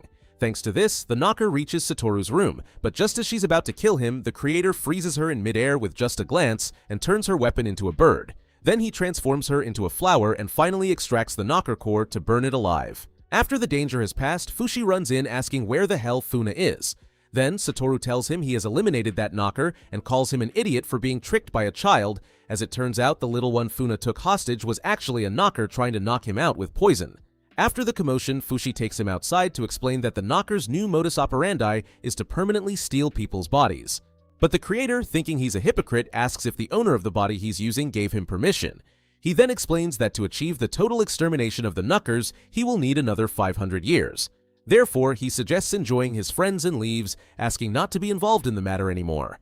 Suddenly, Bong appears to ask the protagonist if he has managed to deal with the Knuckers, to which he replies no, but admits he wants to try a different approach this time. But things get pretty messy, as the next day Fushi attends school transformed into Funa. After she leaves, the protagonist, still as Funa, tries to befriend Saki and even gives her a hair tie, but when she rejects him, our idiot tries to connect with any girl passing by. Mitsuha, finding out what he's doing, confronts him immediately and asks why the hell he's using her classmate's body, to which the protagonist replies he just wanted to help improve her social life, so she has a place to be happy and doesn't want to die. But Mizu, instead of thanking him, tells him that a stupid hair tie won't change her life, though she does feel touched by his concern. However, when the protagonist asks if she's talking to Mizuha or the knocker, she confesses it's Mizuha, and even tells him that the day she rejected him, the knocker inside Funa told her everything about them, which made her feel very special. Pushy, moved, returns to his original form to promise to do everything possible to remove the knocker from her body, but the fact that our boy has returned to his body means Funa has come back to life, and that's when the girl enters the classroom demanding Mizuha apologize for killing her. But that's not all. She also confesses that while she was dead, she used her ghost form to always watch her. Therefore, she suggests that now that she knows her darkest secrets, they could be good friends. Mizuha, hearing this, runs away without saying a word, prompting Hana, who has been listening to the fight, to follow her to try to comfort her. But as soon as she arrives, Mizuha kisses her on the lips, leaving Hana completely confused, who pushes her away and tells her she shouldn't do those things since it's obvious she has feelings for Fushi. Faced with the rejection, the knocker in Mizuha starts saying she only approached her because she thought that if a pretty girl got close to the ugly girl in class, it would help her have a better life. Then, Hana, very heartbroken, walks away taking off her own hair tie and starts crying, while Mizuha, despite knowing she did wrong, leaves without saying anything. Meanwhile, Fushi meets Mimori, who he approaches to ask how Hiratoshi is doing, to which the little girl replies he's recovering quite well, which makes the white-haired guy happy to hear, and he also asks about her school life. Then, Memory confesses that the other kids at school are completely ignoring her now that she has the knocker's attitude, but she is grateful to have been possessed, as if it weren't for that, she'd be dead today. Later, after talking to the little girl, the protagonist sits to watch the sunset in the usual spot when suddenly Maisu appears all depressed to tell him that Hana now hates her and asks if she did something wrong to deserve it. Bushi, trying to give life advice like a licensed psychologist, tells her not to be so hard on herself and gives her the clay ball he just molded, assuring her it's a useful skill that catches attention and she should use it to reconcile with Hana. But as he walks away, Mizuha yells that a stupid ball of dirt solves nothing, and crying in frustration, she drops it straight to the ground. Fushi, ignoring the tantrum, continues on his way, thinking about how much March would love that clay ball to become more popular at school. But Mitsuha stops him again to plead that he doesn't hate her and asks where he's going, to which our immortal simply heads back home. On his way home, Fushi reflects on how peaceful the world has become and admits he really doesn't understand why people in this era are so eager to die. However, upon entering his house, all that supposed peace goes straight to hell, as the first thing he finds is Gugu's helmet completely broken and an unknown woman lying on the floor. Frightened by the scene, the protagonist panics, thinking the knockers have returned, and starts shouting everywhere, calling for his friends. But when he reaches Tonari's room, she asks him to be quiet because she's studying, though noticing he's a bit confused, she explains that the mess is because a tutor was teaching Marsh to write. However, as if that weren't enough, Kai, Gyro, and Gugu arrive at the house escorted by the police, who inform Fushi that the three idiots were arrested for making knives without first asking permission from the authorities. Faced with this tremendous and bizarre situation, our protagonist is completely confused, as he doesn't understand how, in an era of peace, his friends aren't living happy lives. During dinner, Fuji observes everyone looking completely unhappy and looks around. He asks Google what the hell happened to her face, as it's covered in bandages, to which Google shamelessly lies, saying she had plastic surgery because she tripped on the stairs. To make matters worse, Gyro spits out his dentures, and for some reason, the idiot uses the same excuse as Gugu. Given the situation at home, the protagonist asks Matar to honestly tell him what's going on. He coldly admits they're not happy in the modern world. Later, Gugu, after getting a new mask, shocks Fushi by confessing that he wants to leave this era and return to Takunaha. Our white-haired hero sits alone, wondering if he did the right thing by reviving his friends, when suddenly Yuki interrupts him to show a stream where Bomb explains that the roots he spread 500 years ago are still alive worldwide. Swallowing his sorrow, Fushi promises to move forward, despite everything. The next day, he heads to the bakery where Hero works to ask him the truth about their injuries. So, the guy with the dentures finally stops being mysterious and tells Gugu he was bullied terribly at school because of his mask. Things got ugly when school bullies tried to hit him on the street, but luckily the two were walking home together and had no choice but to fight back, just like they did decades ago, which explains why they returned at night escorted by the police. After recounting the fight, Gyro confesses he's thinking of leaving home to travel the world, but since Fushi is sensitive, he panics and asks if he doesn't like the world they've brought him to. Later, Gyro returns home asking for the protagonist, but when no one knows where he is, he explains to Gugu what happened, and they both go out to look for him. After a while of searching the city, Gugu finds him wearing his mask, fighting the school bullies. So without a second thought, he stops him, and they both flee before the police arrive, like two jobless guys who just stole a grandma's purse. Once they're far away, Fushi admits he wore the mask to experience firsthand how hard life is in the new world. He even apologizes for not noticing it sooner. Hearing this, Gugu vents and tells him that when he came back to life for the first time in Takunaha, he saw that the old tavern still looks the same. He also mentions that a descendant of his brother, Shim, was there, who told him the whole history of the place and informed him that today the village celebrates a festival in his honor. What stands out most is that during the festival, instead of mistreating him like they do in the city, people welcome him with warmth. However, he asks him to calm down, as no matter how much he misses Takunaha, he doesn't plan to let him go. The next morning, Fushi finds Tonari in the school library to tell her that both Gugu and Hero are thinking of leaving someday. So, with much fear, he asks if she plans to abandon him too. But Tonari, besides making it clear that she hasn't planned anything yet, grounds him and explains that they're just thinking about building their own lives. Fushi, getting toxic and possessive, reminds her that he has the power to keep them alive forever by his side, which makes Tonari look at him with pity and ask if he's ever stopped to think about how they really feel.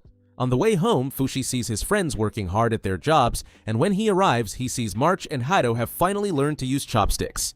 But instead of feeling happy, he falls into a total anxiety crisis, causing hallucinations of March and his loved ones, leaving him alone to live their lives away from him. That night, our boy is found by Bomb, who first tells him how his friends' lives were after he fell asleep to spread the roots. This way, Fushi learns that everyone, even those who weren't close friends, worked to protect his name for decades, and even Tonari and Gyro took the time to write a sort of Bible about him and spread his words worldwide, significantly reducing anti-IMMO sentiments. But also, on more than one occasion, they had to go to battle to defend the cause violently, so quite angry, Bomb comments that it seems very hypocritical for him to think they would leave him alone when, in reality, everyone, including him, spent their lives doing the impossible to stay by his side. Despite his words, the protagonist, being quite selfish, can't stand the idea that one day he won't see them again, when suddenly the whole group interrupts to inform him that dinner is ready, so Bomb takes the opportunity to ask him to tell everyone why he's crying.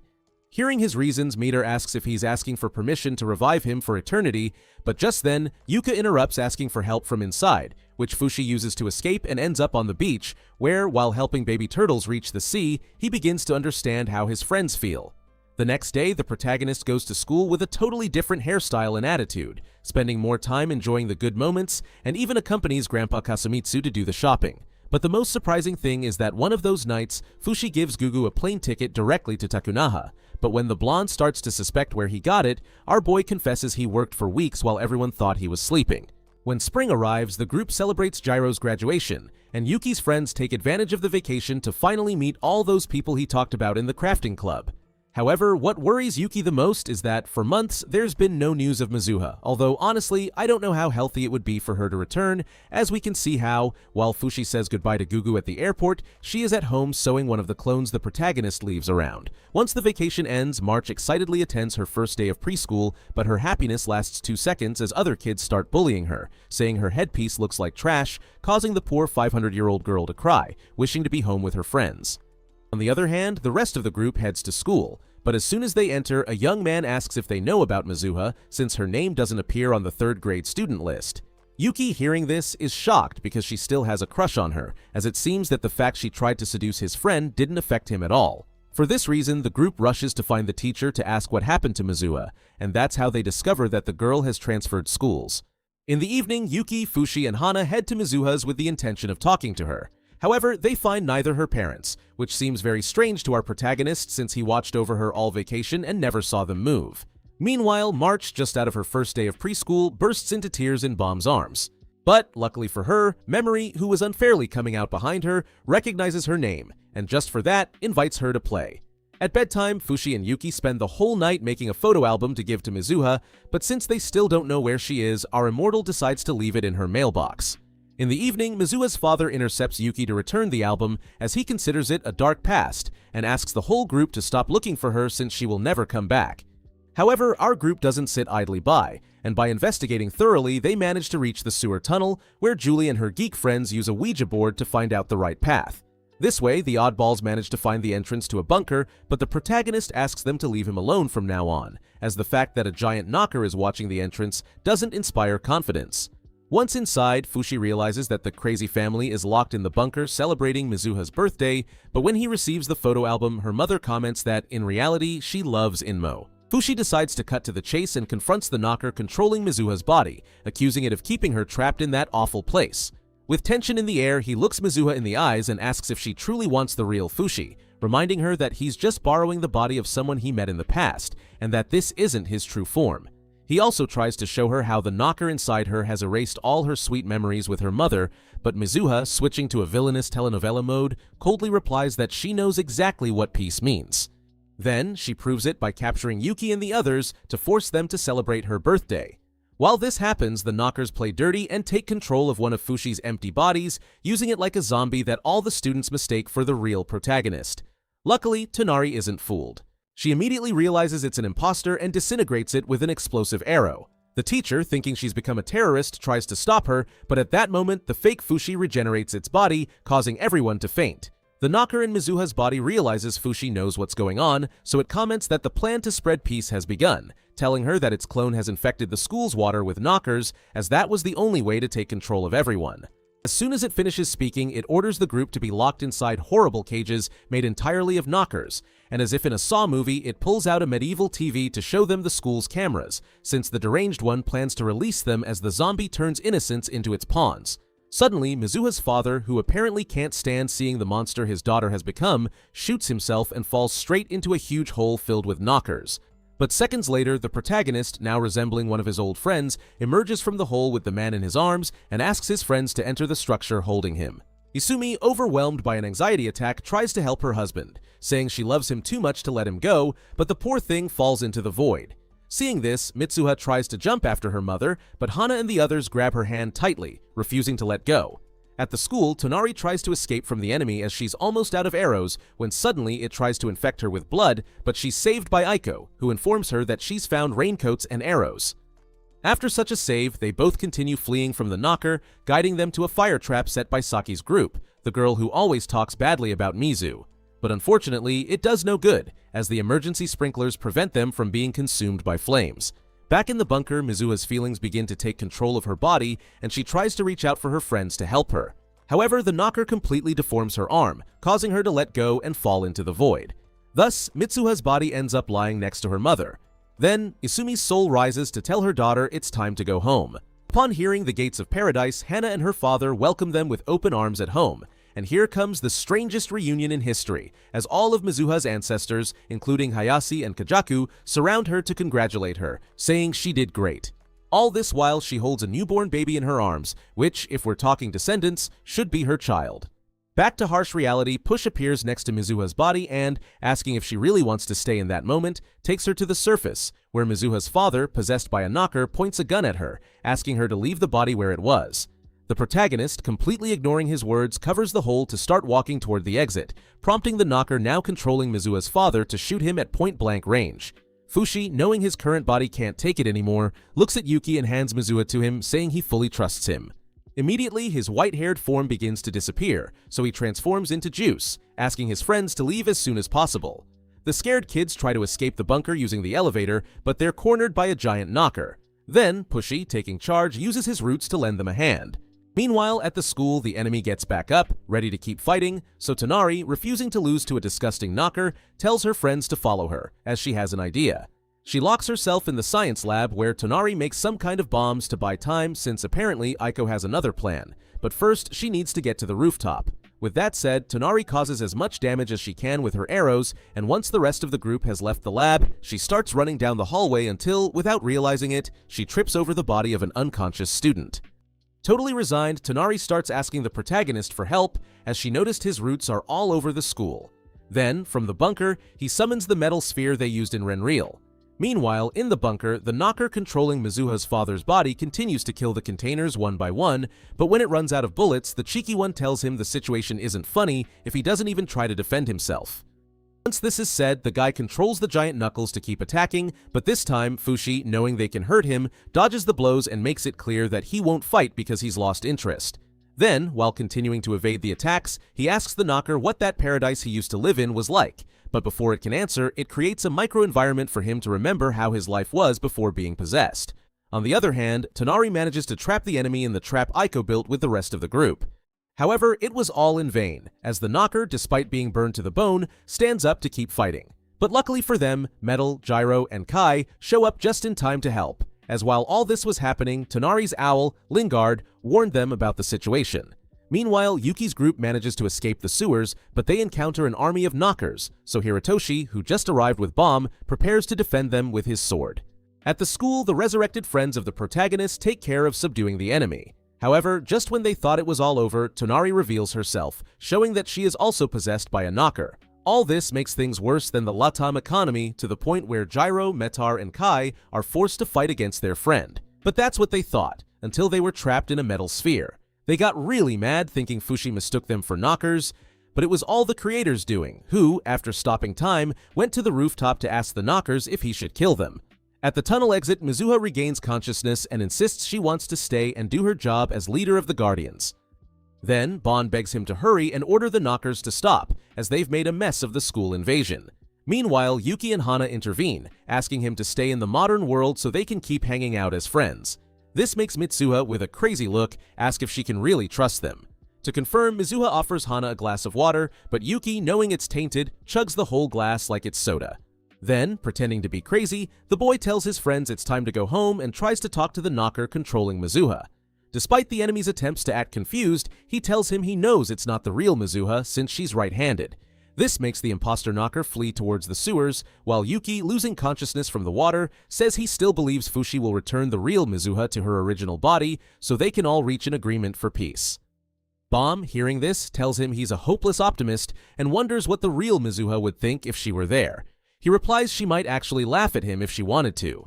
But what Yuki doesn't know is that Mizuha's soul has seen everything and can't stop crying. Meanwhile, the knocker Mizuha kidnaps Fushi in the tunnels, asking him to at least fight her once, but not to get the wrong idea, as she means to battle. Then, the protagonist, a bit tired of the situation, gives in and uses several of his forms to dodge every attack the enemy throws. The knocker, furious, tells him to stop holding back and even tries to provoke him by saying that dumb Yuki drank tainted water just to prove he could trust him. Fushi, shocked by this, gets stabbed in the chest, but since he's immortal, it doesn't hurt him, allowing him to trap her in a metal sphere, suggesting they talk it out like Juicy planned. However, at that moment, the knocker faints, revealing it's a clone. So, our immortal leaves the sphere to let the knocker vent. Suddenly, the knocker possessing Mizuha's father approaches, saying that while she was asleep, he took her best bodies, but assures her that Fushi is still holding one back. Having been discovered, the protagonist decides to become Kahaku, the sixth successor, showing he's much stronger, but instead of killing her, offers his own body as a vessel. At that moment, the knocker controlling Mitsuha's father shoots the girl in the back and tells the protagonist that this era's fight is over since they couldn't even find her core to hurt her. Therefore, he assures him this won't be the last confrontation and shoots himself.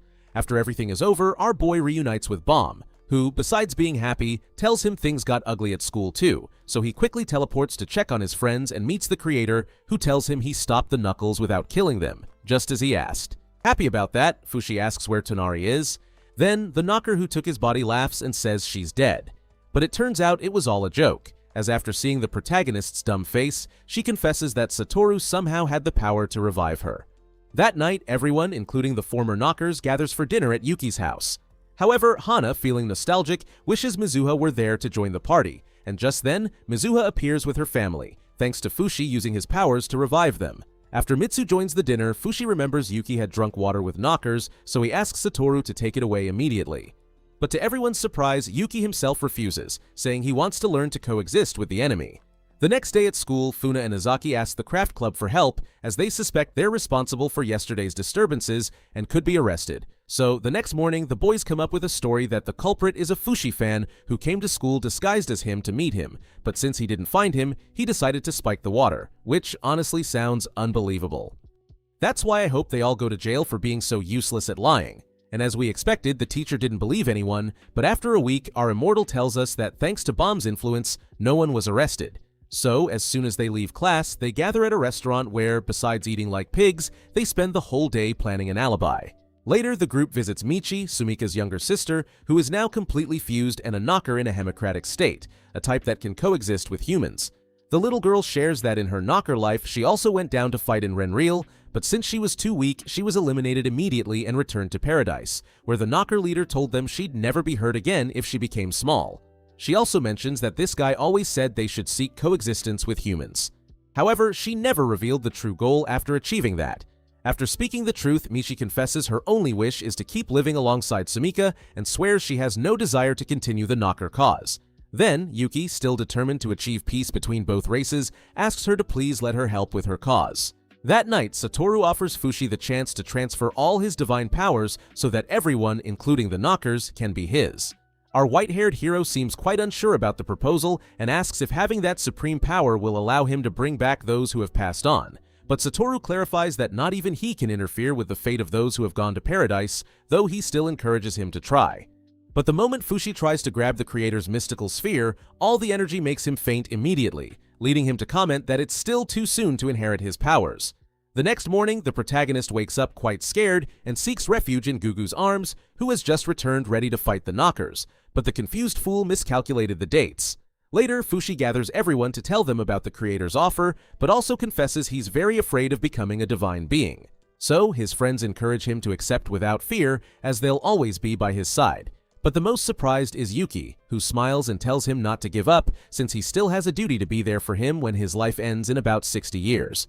The next morning, Fushi hears his friends discussing what to do after high school, and when he mentions that Bon is responsible for his future, Anna suggests he take charge of his own life. In the afternoon, the protagonist heads to the park to think about what the short-haired guy said, but quickly sets it aside when he notices that the creator he summoned last night is dead. When he complains, Satoru tells him that if he's bothered by things dying, he should create his own. Just then, Sumika appears to hit the protagonist because she doesn't want him near Satoru. As he leaves, the creator apologizes to Fushi, saying that to him, everything he creates is perfect. After the tense moment, our boy goes to Hirotoshi's house, where Yuki and his friends are investigating Michi. Upon entering, they find her talking about cloning people using their DNA, which makes him think deeply about what he could do with the creator's power. He even dreams of seeing Joanne, the wolf that was his pet, but quickly retracts, fearing he might become a faceless figure. 6 months later, it's the last day of high school for our kids. Yuki decides to confess to Mizuha, but as expected, she rejects him, believing she's a goddess. To lift his friend's spirits, Fushi decides to fill the schoolyard with his occult club's items. Over the years, the protagonist spends much of his time helping Gugu at his bar, but occasionally visits Yuki, who, after graduating, has taken on the task of getting humans to accept the knockers.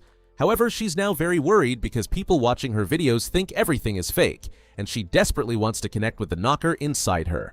Hirotoshi suggests they finally reveal Michi's face, but both the protagonist and Yuki refuse, saying it would be too dangerous for her.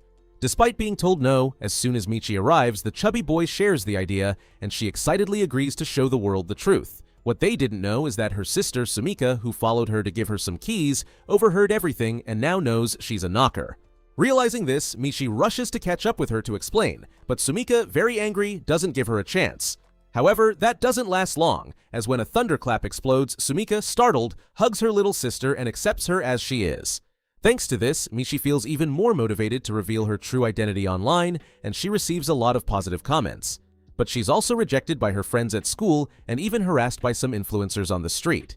The protagonist, seeing the situation, transforms into a donkey to help her escape. When the little girl calls for help through her social media, people who genuinely support her come to fight against the harassing YouTubers. Meanwhile, the group gathers with Mizuha to celebrate her 18th birthday when suddenly, Fushi is forced to leave because he's being called home to solve some issues. In light of this, Mitsuha takes the opportunity to follow him and tell him that she will be going abroad, as it seems the world is also interested in the Guardians, to the point that they've asked her to open an office in the country she's moving to. Therefore, she asks him to please keep it a secret, as she couldn't bear to see her friends sad. Several days later, the creator gathers everyone to tell them that tomorrow marks 4 years since he took on his current body, so he will lose everything he does himself, meaning he won't remember them. After his confession, he asks Yuki to give them the vessels with all his memories so they can see them when they have time, and he leaves saying the orphanage asked him to return early. The next day, with the creator off the map, Fushi sets out to discover what happiness means to them. He begins asking them one by one what keeps them happy, and realizes that, for him, happiness is cherishing the joy of having his loved ones in every life. 60 years later, Fushi contacts Iko to thank her for taking care of his friends, and she, in tears, tells him that her brother would be happy to hear from him.